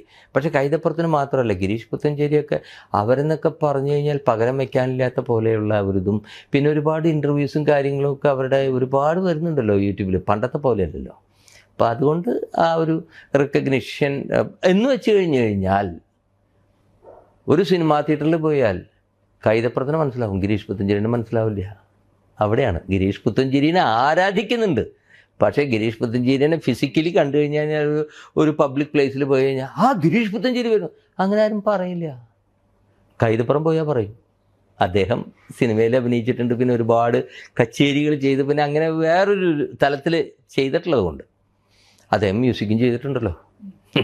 ഇപ്പൊ ഇപ്പോഴത്തെ സംഗീത സംവിധായകരിൽ എനിക്ക് തോന്നുന്നു സാറാണ് ആദ്യമായിട്ട് എനിക്ക് ലിറിക്സ് കമ്പോസ് ചെയ്യാനാണ് ഇഷ്ടം എന്ന് പറയുന്നത്. കൂടുതൽ ആൾക്കാരും കമ്പോസ് ചെയ്തതിന് ശേഷം ലിറിക്സ് എഴുതുന്ന ഇതാണ്. എന്താണെന്നറിയോ, അതിൽ നമുക്ക് എപ്പോഴും പലപ്പോഴും ഈ അർത്ഥം കൊണ്ട് നമുക്ക് പലപ്പോഴും കോംപ്രമൈസ് ചെയ്യേണ്ടി വരാറുണ്ട്. നല്ല ലിറിക്സ് എഴുതി വന്നു കഴിഞ്ഞാൽ ട്യൂൺ ചെയ്തിട്ട് ഓക്കെ. അതായത് എന്താണെന്നറിയോ, ട്യൂൺ എന്ന് പറയുമ്പോൾ നമ്മൾ ചുമരില്ലാണ്ട് ചിത്രം വരയ്ക്കുന്ന പോലെയാണ് വെറുതെ ഒരു ട്യൂൺ ഇടുന്നത്. നമുക്ക് സിറ്റുവേഷൻ ഉണ്ട്, പക്ഷേ ട്യൂൺ അതിന് ബാക്ക്ഗ്രൗണ്ട് മ്യൂസിക് ഉണ്ടാക്കാൻ പറ്റും, എക്സ്പ്രഷൻ. പക്ഷെ ഒരു പാട്ടുണ്ടാക്കണമെങ്കിൽ വരി തന്നെ വേണം. അല്ലെങ്കിൽ നമ്മൾ പക്ഷേ ഞാൻ ചെയ്യാറുണ്ട്. എങ്ങനെയാണ് ഞാൻ ട്യൂൺ ചെയ്യുന്നത്? എനിക്ക് വെറുതെ ട്യൂൺ ചെയ്യുക, ലാലാല ട്യൂണല്ല. അതിനെന്തെങ്കിലും ഞാൻ ആരോടെങ്കിലൊക്കെ ചോദിക്കും. ചിലപ്പോൾ ഈ ലിറിസിസ്റ്റ്മാരോടാണ് ചോദിക്കും, ഇത് ഇവിടെ ഇങ്ങനെ ഒരു വരിക്ക് എന്ത് വരി വയ്ക്കാൻ ഞാൻ എഴുതും. എഴുതിയിട്ട് ചെറിയ കറക്ഷൻ കേൾക്കുമ്പോൾ ആരും ഇതാവരുതല്ലോ, മോശമാവരുതല്ലോ. കേൾക്കാൻ പാട്ട് ഇമ്പ്രസ് ചെയ്യണമല്ലോ, ഡയറക്ടറെ ആരായാലും കമ്മ്യൂണിക്കേറ്റ് ചെയ്യണം. ഇത് പാട്ടെന്നാലല്ലേ നല്ലൊരു ട്യൂൺ ഉണ്ടായിരിക്കും. ഈ ലിറിക്സ് ശരിയാവാത്തതുകൊണ്ട് ആ പാട്ട് പോവും. അപ്പോൾ അത് പോവാതിരിക്കാൻ വേണ്ടിയിട്ട് ഇപ്പം ഞാനും ഫാസിലൊക്കെ കമ്പോസ് ചെയ്യുന്ന നേരത്ത് ഫാസിൽ സാറ് അദ്ദേഹം തന്നെ വരികൾ എഴുതും. വരികൾ എഴുതി പാടി നോക്കാൻ പറയും, എന്നാലത് മനസ്സിലാവുള്ളൂ. അപ്പോൾ വരി വേണം എന്നുള്ളത് മനസ്സിലായോ? അപ്പോൾ ഈ വരി ഒറിജിനൽ വരി ആദ്യമേ കിട്ടി അത് ചെയ്താൽ പോരെ? അതിനെങ്ങനെയും ചെയ്യാം. വരികൾ കിട്ടിക്കഴിഞ്ഞാൽ പഴയ പാട്ട് പോലെ ഉണ്ടാക്കണമെന്ന് ഒരു നിർബന്ധമില്ല. ഏറ്റവും ലേറ്റസ്റ്റ് ആയിട്ടുള്ള രീതിയിൽ ഉണ്ടാക്കാം. അതായത് വിരൽ തുമ്പും അതാണ് ഇങ്ങനെ ഒരു പാട്ടുണ്ട്, എനിക്കിപ്പോൾ ആ പാട്ട് ഓർമ്മ വരുന്നില്ല. കുപ്രസിദ്ധ പയ്യൻ ടോവിനോ തോമയുടെ ഒരു പടമുണ്ട്, വിരൽ തുമ്പും എന്ന് പറഞ്ഞിട്ട് വളരെ സിമ്പിളായിട്ട് ട്യൂൺ ഉണ്ടാക്കി ഡയറക്ടറിന് ഇഷ്ടമായി. പക്ഷെ അത് അങ്ങനെയല്ലല്ലോ, അതൊരു മോഡേൺ വിരൽ തുമ്പും വിരൽ തുമ്പും താരാര താരാര. അന്ന് അത് പെട്ടെന്ന് ആൾക്കാർ ഇത്ര ശ്രദ്ധ ആകർഷിച്ച പാട്ടാണ്. നല്ല വരികളാണ് ശ്രീകുമാരൻ തമ്പിയുടെ. അപ്പം നമുക്ക് ഏത് പാട്ടിനെയും ഏത് വരികളും നമുക്ക് ഏത് രീതിയിലും പെടും. മൈക്കിൾ ജാക്സന്റെ പാട്ട് പോലെ ആക്കാം. പക്ഷെ അത് പ്രോപ്പറായിട്ട് ചെയ്യണം. അത് മോരും മുതിരയും മാറി ഇരിക്കരുത്. ഞാനിതൊക്കെ എക്സാക്ട്ലി ചെയ്യാൻ പറ്റുന്നല്ലേ പറയണേ. There are possibilities for that. അപ്പം അതുകൊണ്ട് പിന്നെ ഈ ലിറിക്സ് ട്യൂൺ കൊടുത്തു കഴിഞ്ഞാൽ നന്നായിട്ട് ലിറിക്സ് എഴുതുന്ന ലിറിക്സിസ്റ്റുമാരുണ്ട്. ഇപ്പോൾ ബിച്ചു ആയാലും ബിച്ചുവേട്ടനൊക്കെയാണ് ആ കാലത്ത് ഏറ്റവും കൂടുതൽ ട്യൂണിന് ലിറിക്സ് എഴുതിയിട്ട് എന്ത് കൊടുത്താലും എഴുതും. എന്ത്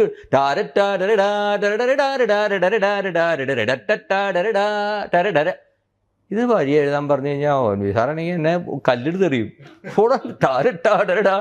ഇതിനൊക്കെ എങ്ങനെ എഴുതും എന്നാ ചോദിക്കുക. അവിടെയാണ് വാഴപ്പൂങ്കിളികൾ ഒരു പിടിഞ്ഞാറ് കൊണ്ട് ചെറുകൂടുകൾ മെനയുമോലപ്പീലിയിലാകെ നനനനെ. ആ ലിറിക്സിന് വേറെ ട്യൂൺ ഇടാൻ പറ്റില്ല. അതേമാതിരി ആ ട്യൂണിൽ ലിറിക്സ് ഇട്ടു. അല്ലെങ്കിൽ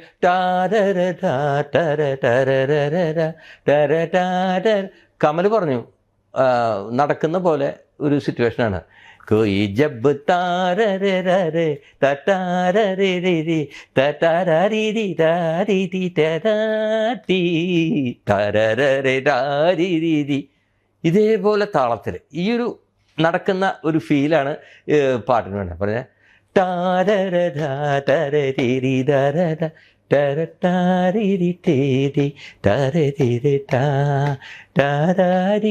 ഇങ്ങനെ പറഞ്ഞിട്ടുണ്ട്. ഓ സൂപ്പർ ആടുന്നെ. ഞാനൊന്ന് ബാത്റൂമിൽ പറ്റി ഒന്ന് മൂത്രം ഒഴിച്ചിട്ട് വരുന്നതിനുള്ളിൽ എൻ്റെ ഇതുമ്മേ ഒരു കഷ്ണം പേപ്പറുമ്മേ പടത്തിൻ്റെ പേര് എഴുതി വെച്ചിരിക്കുക. ഞാൻ പറയും പടത്തിൻ്റെ പേര് എനിക്കറിയാലോ, ഇതെന്തിനു എഴുതി? ഹായ് അത് നോക്കുക ഒന്ന് മണി. അത് നോക്കണ്ടു എന്തപ്പോൾ അന്ന് പാടി നോക്കുക അവസരിപ്പിച്ച എങ്ങനെ പാടണം? താനൊരു ട്യൂൺ തന്നില്ലേ ഇപ്പോൾ? അതിലൊന്ന് പാടി നോക്കി ബിച്ചു ഏട്ടനാ. അപ്പോൾ കമൽ ചിരിക്കുക. അവർ ഓൾറെഡി ബിച്ചുവേട്ടൻ നന്നായിട്ട് പാടും, ബിച്ചുവേട്ടൻ ഓൾറെഡി ഇത് പാടി കേൾപ്പിച്ചു. അങ്ങനെയാണ് കമലത് എനിക്ക് തരുന്നത്. ഉണ്ണികളെ ഒരു കഥ പറയാം. ഇതിനപ്പുറത്ത് എന്താണ്? ആ വരിക്ക് വേറെ ട്യൂൺ പറ്റുമോ?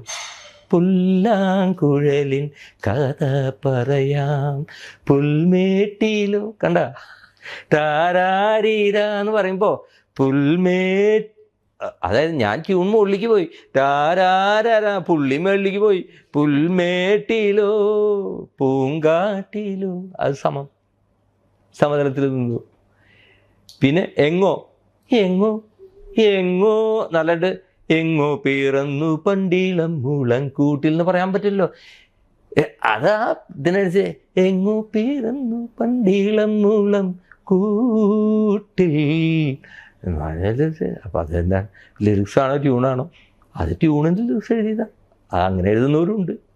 ഞാൻ പക്ഷേ അത് വളരെ റെയറായിട്ട് നമുക്ക് അങ്ങനെ പാട്ടുകൾ നല്ലത് കിട്ടും.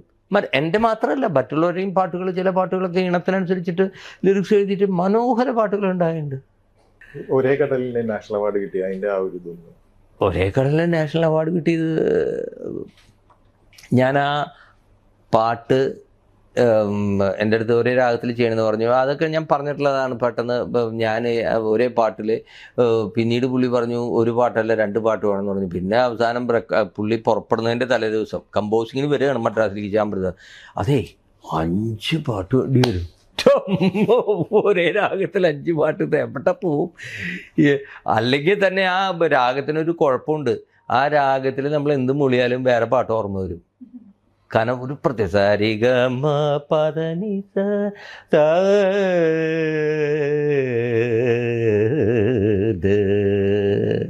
ഇതന്നെ പോകാൻ പറ്റുള്ളൂ, ഇങ്ങനെ പോകാൻ പറ്റുള്ളൂ.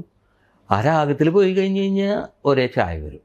കാരണം ഭയങ്കര ചില സാധനങ്ങൾ ഭയങ്കര എന്താ പറയുക ഹാർഡാണ് അതിലത്തെ നോട്ടുകളുടെ സഞ്ചാരം. ഒരു ഒന്നല്ലെങ്കിൽ വലുത്, അല്ലെങ്കിൽ ഏറ്റവും ചെറുത്, അല്ലെങ്കിൽ ഏറ്റവും വലുത്. സാ കഴിഞ്ഞ് രീ ചെറുത്, ഗാ ചെറുത്, പിന്നെ മാ വലുത്, പിന്നെ പാ കഴിഞ്ഞ ദാ ചെറുത്, പിന്നെ നീ വലുത്. ഇങ്ങനെ കിടക്കുന്ന ഒരു പ്രത്യേക ഒരു ഇതാണ്. അപ്പോൾ ഈ 5 പാട്ട് വേണമെന്ന് പറഞ്ഞു. അപ്പോൾ എനിക്ക് ഈ രാഗം ഇഷ്ടമാണ്. ഞാൻ ഈ രാഗത്തിൽ ഒരുപാട് എക്സ്പെരിമെൻറ്റ്സ് വയലിനിൽ പണ്ട് ചെയ്തിട്ടുണ്ട്. അത് എൻ്റെ ഒരു പ്രാന്തായിരുന്നു. അതിന് പ്രത്യേകിച്ച് ഒരു പർപ്പസ് ഒന്നുമില്ല.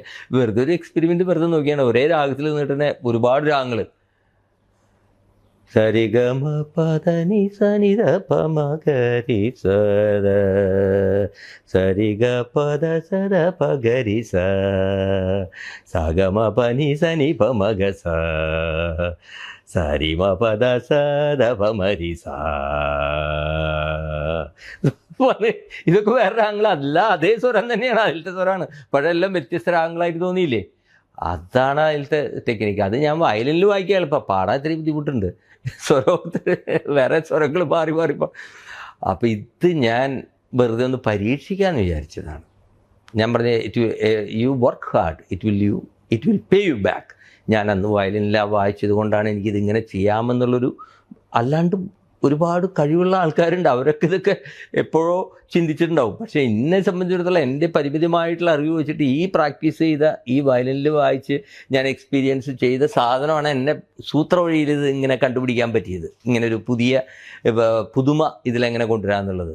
വ്യത്യസ്തമായ ഭാവങ്ങൾ ഒരേ രാഗത്തിൽ, ഭയങ്കര ഒരു വല്ലാത്ത എന്താ പറയുക തീവ്രമായിട്ടുള്ള ഒരു നഷ്ടത്തിൻ്റെയോ എല്ലാത്തിൻ്റെയൊക്കെ ഒരു ഫീലാണ് ആ പാട്ടിൽ.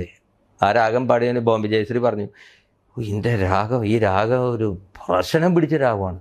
പാടി ഒരു ദിവസം അങ്ങനെ അറിയാണ്ട് തമ്പുരാൻ ശ്രുതി മിട്ടി ഇത് പാടി തുടങ്ങി കഴിഞ്ഞാൽ രാത്രി ഉറങ്ങണ വരെ വേറെ രാഗത്തിലേക്ക് പോകാൻ പറ്റില്ല. അതിൽ തന്നെ കിടന്ന് റിങ് ചെയ്തുകൊണ്ടിരിക്കുന്നത്, മനസ്സിലായോ? അങ്ങനത്തെ രാഗം. അപ്പം ഞാനത് ചെയ്തു. ഞാൻ എൻ്റെ ഈ ടെക്നിക്ക് ഇത് മാറ്റിയിട്ട് ശ്രുതിവേദം ചെയ്ത് വേറെ വേറെ ട്യൂണുകൾ, പക്ഷേ അതേ രാഗത്തിൽ തന്നെ നിൽക്കും. നമ്മൾ ഇടയ്ക്കിടയ്ക്ക് അതിൻ്റെ ഷഡ്ജവും പഞ്ചമൊക്കെ നമ്മൾ ഒന്ന് കാണിച്ചാൽ മതി. അപ്പോൾ അങ്ങനെ ചെയ്ത് 5 ട്യൂണൊക്കെ ഏതാണ്ട് ഒരു 3-4 ട്യൂണൊക്കെ ഉണ്ടാക്കി. ശ്യാമു വന്ന് ചെറിയ, അപ്പോൾ ശ്യാം വന്ന വഴിക്ക് പറഞ്ഞു അതേ അവസരിച്ചാ. അപ്പോൾ പുള്ളിയും ചിന്തിക്കുന്നുണ്ട് എങ്ങനെ ഇത് ഉണ്ടാക്കാം. എൻ്റെ ഒരു പണി, പുള്ളി ഡയറക്ടറാണല്ലോ, പുള്ളിക്ക് അതിനെക്കുറിച്ചിട്ടൊരു വലിയൊരു റെസ്പോൺസിബിലിറ്റി ഉണ്ടല്ലോ. ഞാൻ എന്തെങ്കിലുമൊക്കെ ഉണ്ടാക്കി വെച്ചിട്ട് കാര്യമില്ലല്ലോ, നന്നാവണമല്ലോ. ഒരു ആർട്ടിസ്റ്റിനെ കൊണ്ട് അഭിനയിപ്പിക്കുമ്പോൾ ഇയാളിത് ചെയ്താൽ ശരിയാവില്ല എന്ന് ചോദിച്ചിട്ട് ആ സീൻ മാറ്റി എഴുതിയിട്ട് കൊടുക്കുന്ന ആൾക്കാരാണല്ലോ സംവിധായകർ. അതുപോലെ എൻ്റെ ഇത് എന്നെ എളുപ്പത്തിലാക്കാൻ വേണ്ടിയിട്ട് പുള്ളി നമുക്ക് ഒരു പാട്ട് മതി, മെയിൻ ബാക്കിയൊക്കെ വേറെ രാഗത്തിൽ മതി എന്ന് പറഞ്ഞിട്ടാണ് പുള്ളി വരുന്നത് എൻ്റെ അടുത്തേക്ക് സ്റ്റുഡിയോയിലേക്ക്, ഗോപി സുന്ദറിൻ്റെ സ്റ്റുഡിയോ. അപ്പോൾ പുള്ളി ഞാനന്ന് അവിടെ സ്ഥിരം എൻ്റെ റെക്കോർഡിങ് നടക്കുന്നത്, അവൻ്റെ സ്ഥിരം പ്രോഗ്രാമറാണ്. വന്ന വഴിക്ക് ഞാൻ പറഞ്ഞു ശരി ആയിക്കോട്ടെ, പക്ഷെ ഞാൻ കുറച്ച് ട്യൂണുകളൊക്കെ ഉണ്ടാക്കിയിട്ടുണ്ട്, അത് കേട്ടു നോക്ക്, അല്ലെങ്കിൽ നമുക്ക് വേറെ വഴിക്ക് പോവാം. കാരണം എല്ലാം വ്യത്യസ്തമായിട്ടുള്ള ട്യൂണുകളാണെന്ന് എനിക്ക് നല്ല ഉറപ്പുണ്ടായിരുന്നു അത് കേട്ടിട്ട്. ഗോപിൻ ത്രില്ലടിച്ച് പോയി. അതങ്ങനെ അത്ര പെട്ടെന്ന് നമ്മൾ ഇത് ചെയ്തപ്പോൾ അങ്ങനെ പുള്ളി വന്നത് കേട്ട വഴിക്ക് ബ്യൂട്ടിഫുൾ. അപ്പോൾ ഞാൻ പറഞ്ഞു 4 പാട്ട് കഴിഞ്ഞു, ഇനിയൊരു പാട്ടും കൂടി ഉണ്ടാക്കിയാൽ മതി, അത് ഇതിൽ തന്നെ പോരെ? അത് മതി എന്ന് പറഞ്ഞ അങ്ങനെ പുള്ളീനെ വെച്ചിട്ട് 5ാമത്തെ പാട്ടും ഉണ്ടാക്കി. അത് പിന്നെ വരികളൊക്കെ എഴുതി അത് മനോഹരമായിട്ട് ഓർക്കസ്ട്രേഷൻ ചെയ്ത് വന്നു. പുള്ളി അത് പടത്തിൽ നന്നായിട്ട് ഉപയോഗിക്കുകയും ചെയ്തു. അങ്ങനെയാണ് ആ പാട്ടുകൾ ഉണ്ടായത്.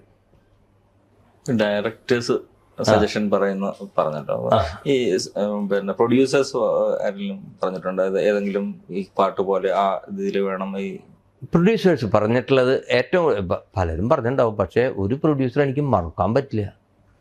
ആ പ്രൊഡ്യൂസർ പാട്ടിൻ്റെ ഭ്രാന്തനാണ്. പാട്ടിന് വേണ്ടിയിട്ടാണ് സിനിമ എടുത്തിട്ടുള്ളത്. നിങ്ങൾക്ക് വളരെ പോപ്പുലറായിട്ടുള്ള ആളാണ് പ്രേം പ്രകാശ്.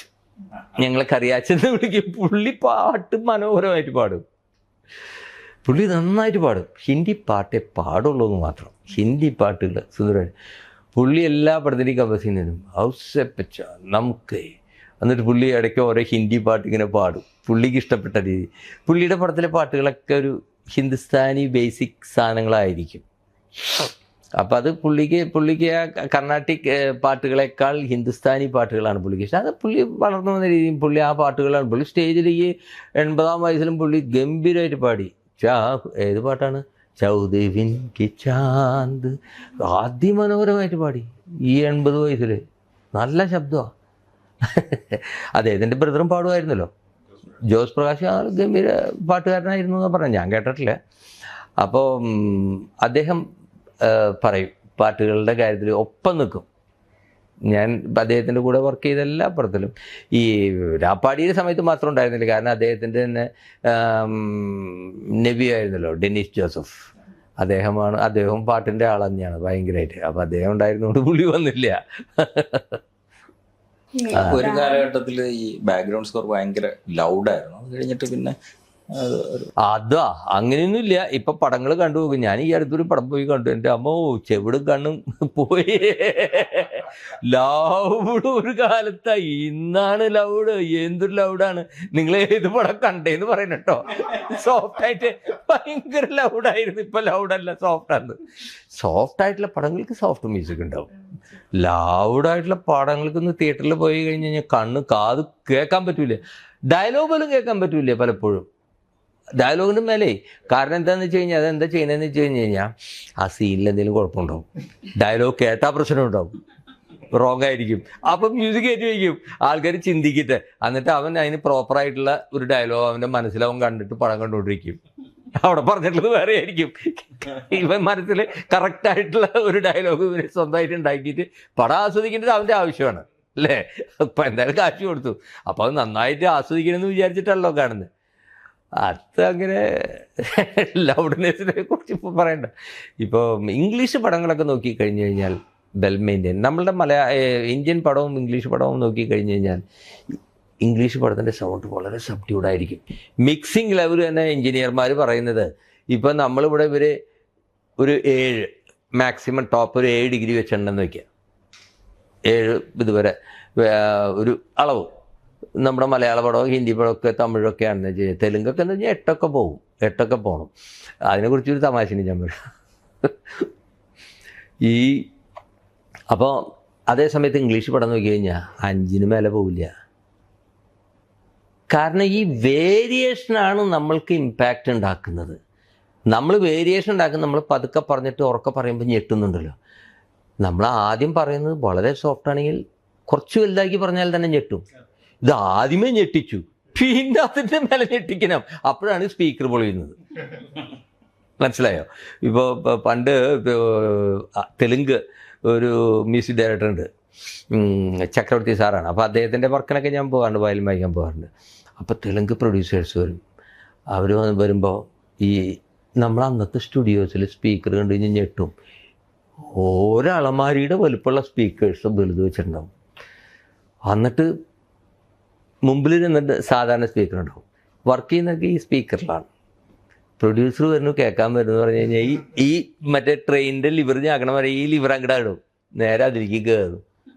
എൻ്റെ അമ്മ ഒരു സൗണ്ട് വരും അതിൽ നിന്ന്. കേട്ടിട്ട് ഇവരെ പ്രൊഡ്യൂസേഴ്സ് കൊടുക്കേണ്ട പൈസയുടെ ഡബിൾ കൊടുത്തിട്ട് അങ്ങോട്ട് പോകും. ഇഷ്ടംപോലെ കാശുണ്ടുള്ള പ്രൊഡ്യൂസേഴ്സാണ്. പറഞ്ഞ കാശിൻ്റെ ഇരട്ടി കാശ്. ഇത് കണ്ട് സന്തോഷത്തിൽ. ഇതൊക്കെ കഴിഞ്ഞിട്ട് രാത്രിയാകുമ്പോൾ റെക്കോർഡിംഗ് ഒക്കെ കഴിയുമ്പോൾ ഡയറക്ടർ അതിന് ഒരു ഔട്ട് കാസറ്റിൽ മേടിക്കും. ഈ സാധനം വീട്ടിൽ വന്ന് വിടുമ്പോൾ സൗണ്ട്. അപ്പോൾ വീട്ടിൽ പക്ഷേ ഇദ്ദേഹത്തിന് അത്ര കുഴപ്പം വരില്ല. ഈ സ്റ്റുഡിയോയിൽ ഞെട്ടിയ ആൾക്ക് അപ്പോഴും അയാൾക്ക് അത് അവിടെ കേട്ട ഓർമ്മയിൽ അദ്ദേഹം അത് ആസ്വദിക്കും. അപ്പോൾ വീട്ടിൽ അങ്ങേരുടെ ഭാര്യയോ അല്ലെങ്കിൽ അങ്ങേരുടെ അനിയനോ ചേട്ടൻ്റെ മക്കളോ പറയും, ഇതാണ് നിങ്ങൾ ഇത്ര വലിയ സംഭവം എന്ന് പറഞ്ഞത്, ഇതെന്താണിത്? ഇത് സംഭവിക്കും. ഇത് കുറേയൊക്കെ സൈക്കോളജിക്കലായിട്ടുള്ള എഫക്റ്റാണ്. പിന്നെ നമ്മൾ പറഞ്ഞില്ലേ ഈ പാട്ടുകൾ, നമ്മൾ നല്ല പാട്ട്, ഒരു പാട്ട് കേട്ട ഒരാൾക്ക് ഓരോരുത്തർക്കും ഓരോ പാട്ടുകൾ ഇഷ്ടപ്പെടും. ലിറിക്കൽ ഭാവം പറഞ്ഞപ്പോൾ സാറായിട്ട് നല്ലൊരു റാപ്പോ ഉണ്ടായിരുന്നല്ലോ. പിന്നെ റാപ്പോ ഉണ്ടോയെന്ന് എനിക്ക് അങ്ങനെ പാട്ട് ഭയങ്കര ഇഷ്ടമല്ലേ എനിക്ക്. അതായത് എൻ്റെ ചെറുപ്പത്തിലൊന്നും എനിക്ക് അദ്ദേഹത്തിൻ്റെ പാട്ടിനോടൊന്നും ഞാൻ അധികം ഒന്നും അങ്ങനെ ഒരു ആവേശം, അദ്ദേഹം പാട്ട് പാടുന്ന അദ്ദേഹത്തിൻ്റെ ഗാനമേളകൾക്ക് ചെറുപ്പത്തിൽ വായിച്ചിട്ടുണ്ട്. ഞാനും ജോൺസണൊക്കെ ദേവരാജൻ മാഷ്ടർ അടുത്തേക്ക് പരിചയപ്പെടുന്നതിനോ ദേവരാജൻ മാഷുമായിട്ട് ബന്ധപ്പെടുന്നതിനുള്ള ഫസ്റ്റ് നിമിത്തം എന്ന് പറഞ്ഞാൽ ജയേട്ടനാണ് ഞങ്ങളെക്കുറിച്ച് പറയുന്നത്. ദേവരാജൻ മാഷ്ടർ അടുത്ത് ഇങ്ങനെ കുറച്ച് പിള്ളേരുണ്ട് അവിടെ, മാഷ്ക്ക് പറ്റും. കാരണം ജയേട്ടൻ മാഷ്ടർ ഏറ്റവും വലിയ ഭക്തനാണ്. അപ്പോൾ ജയേട്ടനത് പറഞ്ഞു. അപ്പോൾ ശരി കാണാം, അങ്ങനെയാണ് പരിചയപ്പെടുന്നത്. അപ്പോൾ തുടക്കകാലത്ത് എനിക്ക് ഈ ലിറിക്കൽ ഭാവം, ഞാൻ ഈ വയലിനിസ്റ്റല്ലേ, ഞാൻ മ്യൂസിക്കിൻ്റെ ഭാവം മാത്രമേ ഞാൻ ശ്രദ്ധിക്കാറുള്ളൂ. അപ്പോൾ ലിറിക്ക് കൊണ്ട് പാട്ട് എങ്ങനെ നന്നാവണമെന്നുള്ളത് അത്രയ്ക്കും വലിയ ജ്ഞാനം എൻ്റെ ചെറുപ്പത്തിലില്ല. പിന്നെ കുറച്ച് ഞാൻ മ്യൂസിക്കൊക്കെ ചെയ്തു തുടങ്ങി, ഞാൻ പാട്ടുണ്ടാക്കി ജയേട്ടനെ കൊണ്ട് പാടിപ്പിച്ചു തുടങ്ങിയപ്പോഴാണ് ഇപ്പോൾ ഒരു പാട്ട് ഞാനൊക്കെ എന്താ പറയുക പാടി പ്രൊഡ്യൂസർ ഡയറക്ടർ ഇനിയിത് ആരും പാടണ്ട, ഇതിൻ്റെ അപ്പുറത്ത് ഇനി ആർക്കും പാടാൻ പറ്റും, ഔസേപ്പച്ചൻ പാടിയാൽ എന്ന് പറഞ്ഞ പാട്ട്. പക്ഷേ അത് അങ്ങനെ അവർ ഒരു വെറും വാക്ക് പറഞ്ഞാണെങ്കിലും നമ്മൾ പാട്ടുകാരൻ തീരുമാനിച്ചു ജയേട്ടനെ കൊണ്ട് പാടിക്കാമെന്ന് പറഞ്ഞു. ജയേട്ടൻ വന്ന് പാടിയതിന് ശേഷം എനിക്ക് ആ പാട്ട് പാടാനേ പറ്റില്ല. കാരണം ആ പാട്ടിൻ്റെ ഒരു രൂപം ഷേപ്പ് ജയേട്ടൻ്റെ ആലാപനം കൊണ്ട് വന്നു കഴിഞ്ഞു. പിന്നെ ആ പാട്ട് അതേപോലെ പാടണ്ടേ? എനിക്കെന്നല്ല, ഒരാൾക്കും പാടാൻ പറ്റില്ല. ജയേട്ടനൊരു പാട്ട് പാടി കഴിഞ്ഞു കഴിഞ്ഞാൽ അതേപോലെ ഒരാളോട് പാടാൻ പറയും. ബാക്കി പാട്ടുകാരുടെ പാട്ടുകളൊക്കെ എല്ലാവരും ഏതാണ്ടൊക്കെ റിപ്പീറ്റ് ചെയ്ത് ക്വാളിറ്റി ഇല്ലെങ്കിലും ഏതാണ്ട് അതേപോലെയൊക്കെ പാടും, ഒറിജിനൽ പോലെ പാടാൻ പറ്റിയില്ലെങ്കിലും. പക്ഷേ ജയേട്ടൻ്റെ പാട്ട് ഡ്യൂപ്ലിക്കേറ്റ് ആയിട്ട് പാടാൻ പറ്റില്ല. ആ ജയേട്ടന് മാത്രമേ പാടാൻ പറ്റുള്ളൂ. ആ പാട്ട് പാടാം വേറൊരു വികാരത്തിൽ, പക്ഷേ ജയേട്ടനെ ഓർമ്മിപ്പിക്കില്ല ആ പാട്ട് പാടുമ്പോൾ. ആ വരികളും ട്യൂണുമാണ് ജയേട്ടൻ പാടിയ പാട്ടാണെന്ന് അത് പറഞ്ഞാൽ അറിയാത്തവർക്ക്. അറിഞ്ഞവർക്കറിയും. പക്ഷെ ജയേട്ടൻ്റെ ആലാപനം എന്ന് പറഞ്ഞാൽ അതാ, വരികളും ഓരോ വാക്കും വരുന്നത് ഇവിടം കൊണ്ടാണ് പാടുന്നത്. പാട്ടുകാരോട് ഞാൻ പറയും, എൻ്റെ ഞാനിപ്പോൾ ഈ കൃഷ്ണ അഷ്ടമി എന്ന് പറഞ്ഞ പടത്തിൽ ഞാൻ ഈ 6 പാട്ട് പാടിക്കുമ്പോഴും ഞാൻ എല്ലാവരോടും പറഞ്ഞു, ചുണ്ടുകൊണ്ട് പാടല്ലേ, അത് തുറന്ന് അടയ്ക്കുമ്പോൾ ഉള്ളിൽ നിന്ന് വരുന്ന ശബ്ദം പുറത്തേക്ക് വന്നാൽ മതി. ഇവിടുന്ന് ശബ്ദം പുറപ്പെടും. ഇതിവിടെ സൈലൻ്റായിട്ട് പല്ലുന്നാവും ചുണ്ടു വെച്ചിട്ട് പിന്നെ പാട്ട് പാടും. അങ്ങനെ പാടരുത് എന്ന് പറഞ്ഞ്, എന്നാലും ഒരു പരിധി വരെ അവർക്കത് ട്യൂണ്ടാവുന്നില്ല ഉടനെ. ഇപ്പോൾ ഏത് പാട്ടാ അത് പറയുക, ശരി അത് വേണ്ട, ഈ മറ്റേ വിദ്യാധരൻ അദ്ദേഹം വന്ന് പാടാൻ, അദ്ദേഹത്തിനൊന്നും പറഞ്ഞു കൊടുക്കണ്ട. അദ്ദേഹത്തിൻ്റെ മനസ്സിൽ ഈ പറഞ്ഞ ജയേട്ടൻ്റെ പോലെ അല്ലെങ്കിലും വേറൊരു തരത്തിൽ അദ്ദേഹത്തിൻ്റെതായിട്ടുള്ളൊരു ഭാവമുണ്ട്. അദ്ദേഹം ആ ലിറിക്സിൻ്റെ ഭാവമാണ് പാടാൻ ശ്രമിക്കുന്നത്. അത് കഴിഞ്ഞിട്ടാണ് ആ ഈണം സംഗതിയൊക്കെ പിന്നീടാണ് ശ്രദ്ധിക്കുന്നത്. ആദ്യം എന്താണ് പറയുന്നത്, വരി. അത് ജയേട്ടൻ അങ്ങനെയാണ്. വരിയില്ലെങ്കിൽ ചേട്ടന് പാടാൻ പറ്റൂല എന്നാണ് എനിക്ക് തോന്നുന്നത്. വരി വേണം. ആ വരിയുടെ ഭാവമാണ് ജയേട്ടൻ ബൈ ഹാർട്ട് ചെയ്യുന്നത്. അങ്ങനെ അത് വെച്ച് പാടും. അതുകൊണ്ട് തന്നെ അങ്ങനെ പാടി പഠിച്ചുകൊണ്ടായിരിക്കാം ജയേട്ടന് ഹിന്ദി, തമിഴ് എല്ലാ പാട്ടുകളും ബൈ ഹാർട്ടാണ്. ബാക്കിയുള്ളവർ പാടിയത് ജയേട്ടൻ്റെ അല്ല. സുശീലാമ്മ പാടിയത്, സൗന്ദരരാജൻ പാടിയത്, മുഹമ്മദ് റാഫി പാടിയത്, എല്ലാ പാട്ടും ബൈ ഹാർട്ടാണ്. കാരണം അദ്ദേഹം ലിറിക്സിലൂടെയാണ് പാട്ട് പഠിച്ചിട്ടുള്ളത്. അപ്പോൾ ആ ലിറിക്സ് മുഴുവൻ അദ്ദേഹത്തിന് അറിയാം. ട്യൂൺ മാത്രം പഠിച്ചാൽ ഞാൻ ലിറിക്സിലൂടെ അല്ല പാട്ട് പഠിക്കാറ്. ഞാൻ ഈണത്തിലൂടെ സ്വരം വെച്ചിട്ടാണ് ഞാൻ പാട്ട് പഠിച്ചത്. അപ്പോൾ ഏത് പാട്ട് പറഞ്ഞാൽ ടാ എന്നൊക്കെ പാടും. വരി പെട്ടെന്ന് ഓർമ്മ വരില്ല. ഇപ്പം എൻ്റെ ഒരു പാട്ട് പാടാൻ പറഞ്ഞാൽ തന്നെ എനിക്ക് ഏത് പാട്ടിന് ട്യൂൺ പാടാൻ പറ്റും. പക്ഷെ വരികളെല്ലാത്തിനും പാടണമെങ്കിൽ വലിയ ബുദ്ധിമുട്ടാണ്. ഈ ബാക്ക്ഗ്രൗണ്ട് സ്കോർ പറഞ്ഞപ്പോൾ ഈ ഡാം 99 ഫിലിമിന് ഇന്റർനാഷണൽ ഓസ്കാർ നോമിനേഷൻ ഉണ്ടായിരുന്നു. അതിൽ 3 പാട്ടുണ്ടായിരുന്നു. അതിൻ്റെ ബാക്ക്ഗ്രൗണ്ട് സ്കോറും ഓസ്കാർ നോമിനേഷനിലേക്ക് എത്തി. അതങ്ങനെ പോകാൻ കാരണം വാർണർ ബ്രദേഴ്സ് പടം കണ്ടു. അവർ പറഞ്ഞു ഇതിൽ ചാൻസ് മ്യൂസിക്കിനുണ്ട് കേട്ടോ. അതായത് സായിപ്പ് പറഞ്ഞാണ് വാർണർ ബ്രദേഴ്സ്, മ്യൂസിക്കിനുണ്ട്, അതുകൊണ്ട് നിങ്ങളിത് ഇതിന് അയക്കണം, ഓസ്കാറിന് അയക്കണം, മ്യൂസിക് നിങ്ങളുടെ മെയിനായിട്ട് നിങ്ങൾ പ്രൊമോട്ട് ചെയ്ത് അയച്ചോളൂ എന്നും പറഞ്ഞു. അങ്ങനെയാണ് ഞങ്ങൾ ആ പാട്ടുകൾ വിഷ്വലിൽ അധികമൊന്നുമില്ല പടത്തിൽ. അപ്പോൾ ഈ ഫോറിൻ ഫിലിംസിൽ കണ്ടിട്ടുണ്ടല്ലോ, ഇപ്പോൾ ടൈറ്റാനിക് വരെ ഒറിജിനൽ പടത്തിലുള്ള പാട്ടിനേക്കാൾ ഹിറ്റാവുന്നത് അവർ വേറെ ആൽബം ചെയ്തതാണ്, ഭയങ്കര ഹിറ്റ്. അതേപോലെ ആൽബമായിട്ട് ഇതിൽ പാട്ടുകൾ എടുത്തു, ഇതിനു വേണ്ടി എടുത്തു. ഈ പറഞ്ഞ പോലെ ഓസ്കാറിന് പോയി, അവിടെ നോമിനേഷനിൽ പോയി. പക്ഷേ ഫൈനൽ സെലക്ഷന് മുമ്പ് അത് ഫെയിലായതിൻ്റെ കാരണവും പാട്ട് മോശമായിട്ടല്ല. 5 പാട്ട് മിനിമം വേണം ഒരു പടത്തിൽ. 5 പാട്ടുണ്ടെങ്കിലേ ഈ മ്യൂസിക്കൽ ഇതിൽ മ്യൂസിക്കിൻ്റെ കാറ്റഗറിയിൽ ഓസ്കാർ കിട്ടുള്ളൂ. ഇതിൽ നോക്കിയപ്പോൾ ഈ പാട്ടിൽ മാത്രം 5 പാട്ട്, ഈ പടത്തിൽ മാത്രം 5 പാട്ട്, വേറെ ഒറ്റ പടത്തിൽ 5 പാട്ടില്ല. അപ്പോൾ ആ കാറ്റഗറി എടുത്ത് കളഞ്ഞു. ഞാനപ്പോൾ അതൊരു ഭാഗ്യമായിട്ട് കരുതി. അതും കൂടി കിട്ടിയിരുന്നെങ്കിൽ നമ്മളുടെ പണി അവസാനിച്ചാൽ. ഇത്രയേ ഉള്ളൂ, സന്തോഷം. ഇതിപ്പോൾ കിട്ടിയിട്ട് എന്താണ്, ഓസ്കാർ കിട്ടുന്ന കാര്യമില്ല. നമ്മളിപ്പോഴും ചെയ്യുന്ന വർക്കിൽ നമുക്ക് സന്തോഷം ഉണ്ടാവുന്നുണ്ടോ, നമ്മളുടെ ആരോഗ്യം നന്നായിട്ടിരിക്കുന്നുണ്ടോ, നമുക്ക് ഇനിയും ശുഭപ്രതീക്ഷകൾ ഒരുപാടുണ്ടോ, അവിടെയാണ് നമ്മളുടെ ജീവിതത്തിനെ നമ്മൾക്ക് മുന്നോട്ട് കൊണ്ടുപോകാനുള്ള ശക്തിയും ധൈര്യവും കിട്ടുന്നത്. എല്ലാം കിട്ടിക്കഴിഞ്ഞ് കഴിഞ്ഞാൽ ഇവിടെ ഇരിക്കാനേ പറ്റുള്ളൂ അല്ലേ. നമുക്ക് എപ്പോഴും പോവർട്ടിയാണ് നമ്മളുടെ ജീവിതത്തിൽ ഏറ്റവും നമ്മൾക്ക് ശക്തി നൽകുന്നത്. കാശുണ്ടാവും തോറും നമുക്ക് പിന്നെ അതിന് വേണ്ടിയിട്ട് താൽക്കാലിക ചില സുഖങ്ങളൊക്കെ ഉണ്ടാവും, പക്ഷെ മനസ്സിനെ ജീവിക്കാൻ നമുക്കൊരു എന്താ പറയുക ത്രില്ലുണ്ടാവില്ല. നമുക്ക് കിട്ടാണ്ടിരിക്കുമ്പോഴാണ് നമുക്ക് അതിനോടുള്ളൊരു അത് കിട്ടണമെന്നുള്ളൊരു മോഹം ഉണ്ടാവുക. ഈ മോഹമല്ലേ നമ്മളെ നാളേക്ക് നയിച്ചുകൊണ്ടിരിക്കുന്നത്. ആ മോഹം നമുക്ക് ഇതെല്ലാം കിട്ടിക്കഴിഞ്ഞ് കഴിഞ്ഞാൽ ആ മോഹം അവിടെ കഴിഞ്ഞു. പിന്നെ ഇങ്ങനെ ബോറടിച്ച് ഡിപ്രഷനൊക്കെ അടിച്ചിരിക്കേണ്ടി വരും. ആദ്യം അഭിനയിക്കുകയാണ് ചെയ്തത് അല്ലേ സിനിമയിൽ? അപ്പൊ അഭിനയിച്ച് അത് ഒരു പ്രത്യേക മേക്കപ്പ് ഒരു ഗോൾഡൻ മുടിയും ഗോൾഡൻ ഹെയറും കീറിയ ഒരു ജീൻസ്, കീറിയ ജീൻസ്, അടിമുട്ടാത്തൊരു ജീൻസ്. അഭിനയിക്കാനൊരു ബുദ്ധിമുട്ടോ റേഡിയോ അങ്ങനെ ഒന്നും ഉണ്ടായിരുന്നില്ല ആ സമയത്ത്? ഞാൻ അതിനെക്കുറിച്ച് പേടിക്കാനായിട്ട് അതിനെക്കുറിച്ച് ചിന്തിക്കാൻ പറ്റിയിരുന്നില്ല. ഞാൻ വയലിനെ വായിച്ചുകൊണ്ടിരുന്നിരുന്നു അവിടെ പോയിട്ട്. ഞാൻ വയലിനെ വായിച്ചത് ഫുൾ ടൈം. വയലിൻ വായിക്കാന്ന് പറഞ്ഞു കഴിഞ്ഞാൽ എൻ്റെ അമ്മോ, അതിലൊരു അപകടം പറ്റിയെന്ന് വെച്ച് കഴിഞ്ഞാൽ ഒരിക്കൽ വയലിൻ വായിച്ചുകൊണ്ടിരിക്കുമ്പോൾ എൻ്റെ തൊട്ട് പിന്നിൽ പുലി. ഞാൻ കണ്ടില്ല, പിന്നിൽ പുലിക്കൂടുണ്ടായിരുന്നു. ഈ പുലിക്ക് കണ്ണ് കാണില്ലേ, ശരിയാണ്, മണം കിട്ടില്ലേ. ഞാൻ ഇറങ്ങി ഓടി. സർക്കസ് കൂടാനാണ്.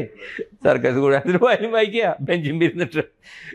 ക്യാമറമാൻ കുറച്ച് കഴിഞ്ഞപ്പോഴുണ്ട് പുലിനെ ഇറക്കി വിട്ടിട്ടുണ്ട്. പുലി പതുക്കെ മണം പിടിച്ച് എൻ്റെ പിന്നിൽ വന്ന് നിന്നു. ഞാൻ ഒരൊറ്റ ഓട്ടം ഓടി. അതിന് കണ്ണ് കാണില്ല എന്നാ പറയണേ. അതൊരു പുലി. പിന്നെ ഒരു ഇതിൻ്റെ പുറകിൽ മറ്റേ ഒരു അതിലത്തെ ഒരു വണ്ടിയുണ്ട്, ഭയങ്കര ഉയരത്തിൽ, ഒരു ജീപ്പ് പോലെ, എന്തോ പഴയ മുസ്തഫ എന്ന് പറഞ്ഞൊരു പാട്ടൊക്കെ ഉണ്ട് പഴയ. ആ പാട്ടൊക്കെ വെച്ചിട്ട് ഒരു ട്രാവലിംഗ് ഉണ്ട്, സർക്കസ് കൂടാരം വരുന്നത്, സർക്കസ് ആൾക്കാർ വരുന്നത് ഇവിടെ ക്യാമ്പ് ചെയ്യാനായിട്ട് വരുന്ന ഒരു വരവ് എടുത്തു. അപ്പോൾ എന്നെ ഭാരതേട്ടൻ വിഷ്വൽ ബ്യൂട്ടിക്ക് വേണ്ടിയിട്ട് ഇതിൻ്റെ ഏറ്റവും ടോപ്പിൽ കൊണ്ടിരുത്തി. ആ വണ്ടിയുടെ മുകളിൽ അവിടെ ഇരുന്നിട്ട് നീ വയലിൻ വായിച്ചോ, എന്ത് രസമായിരിക്കും കാണാമെന്നറിയോ. പക്ഷേ ഉണ്ടല്ലോ, ഓക്കനക്കില്ലുണ്ടല്ലോ, അതായത് ഇങ്ങനെയൊക്കെയാണ് വഴികൾ, മൺറോഡുകളും പാറക്കെട്ടും. അതും കൂടെ ഇത് അങ്ങനത്തെ ഒരു ട്രാക്ടർ പോലത്തെ ഒരു വണ്ടിയാണ്. ഇതെല്ലാത്തിൽ കൂടെ വരും. ഞാൻ അതിൻ്റെ മുകളിലിരുന്നിട്ട് താഴ്വണ തല മണ്ടടിഞ്ഞ് പൊട്ടി മനുഷ്യൻ ചത്തുപോവും. ഞാൻ നിർത്തും ഓളിട്ടു. അപ്പോഴേക്കും നിർത്തി. ഞാൻ പറഞ്ഞു, ഇതെന്ത് പരിപാടിയാണത്, നിൻ്റെ മുകളിൽ നിന്നിട്ട് വായിക്കാനും പറ്റില്ല. അതെയോ, ശരി. എന്നിട്ട് വയലിനെടുത്തിട്ട് പെട്ടിയിൽ സൂട്ട് കേസിൽ പാക്ക് ചെയ്തു. അതിൻ്റെ വയലിൻ കേസിൽ പാക്ക് ചെയ്തിട്ട് 2 കൈ കൊണ്ട് കയറും പിടിച്ചിട്ട് ഇനി എടുത്തോ, ഞാനതും ഇരിക്കാം. അങ്ങനെയൊക്കെ ഷോട്ട് എടുത്തു. അപ്പോൾ ബാക്കി സമയമൊക്കെ വയലിൻ വായിച്ചുകൊണ്ടിരിക്കുക തന്നെയാണ്. ബേദൂർക്ക് കുളിക്കുന്നുണ്ട്, അപ്പോഴും വയലിൻ വായിക്കും. എപ്പോഴും ഡാൻസ്, അവർ തമ്മിൽ അടി വിടിയൊക്കെ വയലിൻ വായിച്ചുകൊണ്ടിരുന്നത്. അപ്പോൾ അഭിനയം എന്ന് പറഞ്ഞത് വയലിൻ വായിക്കില്ല. ആപ്പടെ ഒരൊറ്റ ഷോട്ടിൽ മാത്രം അഭിനയിക്കേണ്ടി വന്നു. അതായത് എല്ലാം കത്തിക്കരിഞ്ഞു, വയലിനും പോയി, എല്ലാം പോയി, കൂടാരം പോയി, എല്ലാവരും ഡ്രസ്സൊക്കെ കത്തിക്കരിഞ്ഞു, ഹീറോയിൻ്റെ ഒക്കെ ഡ്രസ്സൊക്കെ കത്തിക്കരിഞ്ഞിട്ട് ഒരു യാത്രയുണ്ട്. അതൊക്കെ ഒരു അവാർഡ് ടൈപ്പ് സാധനമാണ്. പുള്ളിയുടെ ഒരു ക്ലാസിക് ഫീലാണ്. ഇങ്ങനെ പോകുന്നു. അപ്പോൾ ഈ കത്തിക്കരിഞ്ഞ കൂടാരത്തിൻ്റെ മുമ്പിൽ നിന്നിട്ട് ക്ലോസപ്സ് എടുക്കുന്നൊരു വിഷമമുള്ള ക്ലോസപ്പ്. എനിക്ക് എവിടെ വിഷമം തന്നെ. ഞാനിങ്ങനെ നിന്നിട്ട് കുറച്ചുകൂടി ഫീല് വരട്ടെ. എന്ത് ഫീല്? വയലിൻ വായിക്കുമ്പോൾ ഫീല് വരും. വെറുതെ നിന്നിട്ടേ എന്നിട്ട് എന്തൊക്കെയോ കണ്ണിൽ ഗ്ലിസറിനൊക്കെ ഒഴിച്ചിട്ട് സങ്കടമാണ് എല്ലാവർക്കും. ഇതൊക്കെ കത്തിപ്പോയില്ലേ. ആ ഷോട്ട് ഇപ്പോഴും അഭിനയിക്കുമ്പോൾ എനിക്ക് പറ്റാത്തതിൻ്റെ ഒരു വിഷമം ഇപ്പോഴും ഉണ്ട്. പക്ഷെ അത് ആ പടം കണ്ടു കഴിഞ്ഞാൽ അതിൽ ആ ഷോട്ട് ഉണ്ട് ഇപ്പോഴും.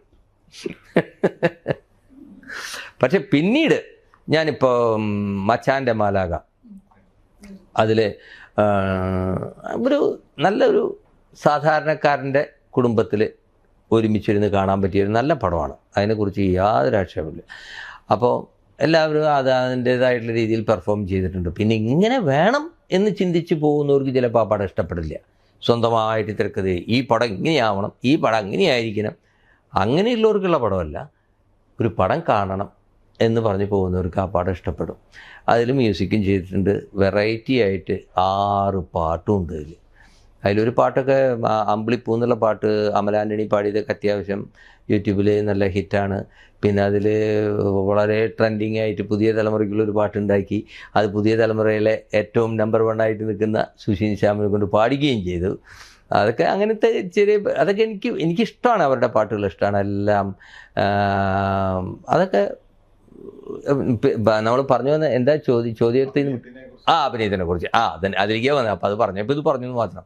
അപ്പോൾ അതെന്താണെന്ന് വെച്ച് കഴിഞ്ഞാൽ ആ പടത്തിൽ ഇപ്പോൾ തിയേറ്ററിൽ പോയി അധികം പേര് കണ്ടിട്ടില്ല. ആ സമയത്ത് ഒന്നാമത് പരീക്ഷയും കൂടി ഉണ്ടായിരുന്നു. പിന്നെ അത് അങ്ങനെ പിള്ളേർക്ക് അട്രാക്റ്റ് ചെയ്യുന്ന പോലത്തെ ഒരു പടമൊന്നുമില്ല. ഫാമിലി പരീക്ഷ ഉണ്ടെങ്കിൽ ഫാമിലി പോവില്ലല്ലോ, അങ്ങനെ അത് പോയില്ല. പക്ഷേ അതാരും അധികം പേര് കണ്ടിട്ടില്ല. പക്ഷേ OTTയിൽ വന്നപ്പോൾ എനിക്കൊരുപാട് മെസ്സേജ് എല്ലാവരും, beautiful songs, nice movie, but your acting is outstanding. ഇപ്പം കുറച്ച് നേരത്തെ എൻ്റെ ഫോണിൽ വിളിച്ചു ലിയോ എന്ന് പറഞ്ഞിട്ട് എൻ്റെ ഒരു സുഹൃത്താണ്. അവൻ പറഞ്ഞു ഔഷധിച്ച ഒരു രക്ഷയില്ല ഏട്ടാ, ഈ ബാക്കിയുള്ള സംവിധായകർക്കൊന്നും ബോധമില്ലാണ്ടായിപ്പോയി. താൻ പെർഫോമൻസ് എന്നൊക്കെ പറഞ്ഞിട്ട് എനിക്ക് യാതൊരു താല്പര്യമില്ലാത്തൊരു സാധനമാണ് അഭിനയം. പക്ഷേ നമ്മൾ ജീവിതത്തിൽ ഒരുപാട് നമ്മൾ അനുഭവങ്ങൾ ഉണ്ടായതുകൊണ്ട് എനിക്കത് വളരെ സിമ്പിളായിരുന്നു. വളരെ എനിക്ക് പിന്നെ ക്യാമറ മുമ്പിലുണ്ട്. എൻ്റെ മുമ്പിൽ ഇപ്പോൾ ഒരു ക്യാമറ ഇരിക്കുന്നുണ്ട്, ഞാൻ ആ ക്യാമറയൊന്നും എൻ്റെ മനസ്സിലേ വരുന്നില്ല. കാരണം മറ്റത് ക്യാമറയിൽ എങ്ങനെ ഇരിക്കും ആ ചിന്തയൊന്നുമില്ല. ഞാൻ വളരെ കാഷ്വലായിട്ട് ഒരു വക്കീൽ എന്ത് പറഞ്ഞു ഡയലോഗ് അവർ പറഞ്ഞിട്ടുണ്ട്, അത് എൻ്റേതായിട്ടുള്ള രീതിയിൽ പറഞ്ഞു. അപ്പോൾ അഭിനയം എനിക്ക് ഇപ്പോൾ എന്നെ സംബന്ധിച്ചിടത്തോളം ഒരു ബുദ്ധിമുട്ടുള്ള കാര്യമേ അല്ല, വളരെ ഈസി ആയിട്ട് ചെയ്യാവുന്നൊരു കാര്യമാണ്. 2 വരി ഒരു പാട്ടൊന്ന് 2 വരി പാടി. നീ എൻ സർഗ സൗന്ദര്യമേ, നീ എൻ തപ്ത സംഗീതമേ, നിന്റെ സങ്കീർത്തനം സങ്കീർത്തനം ഓരോ ഈണങ്ങളിൽ പാടുവാൻ നീ തീർത്ത മൺവീണ ഞാൻ, നീ എൻ സർഗ സൗന്ദര്യമേ. Thank U.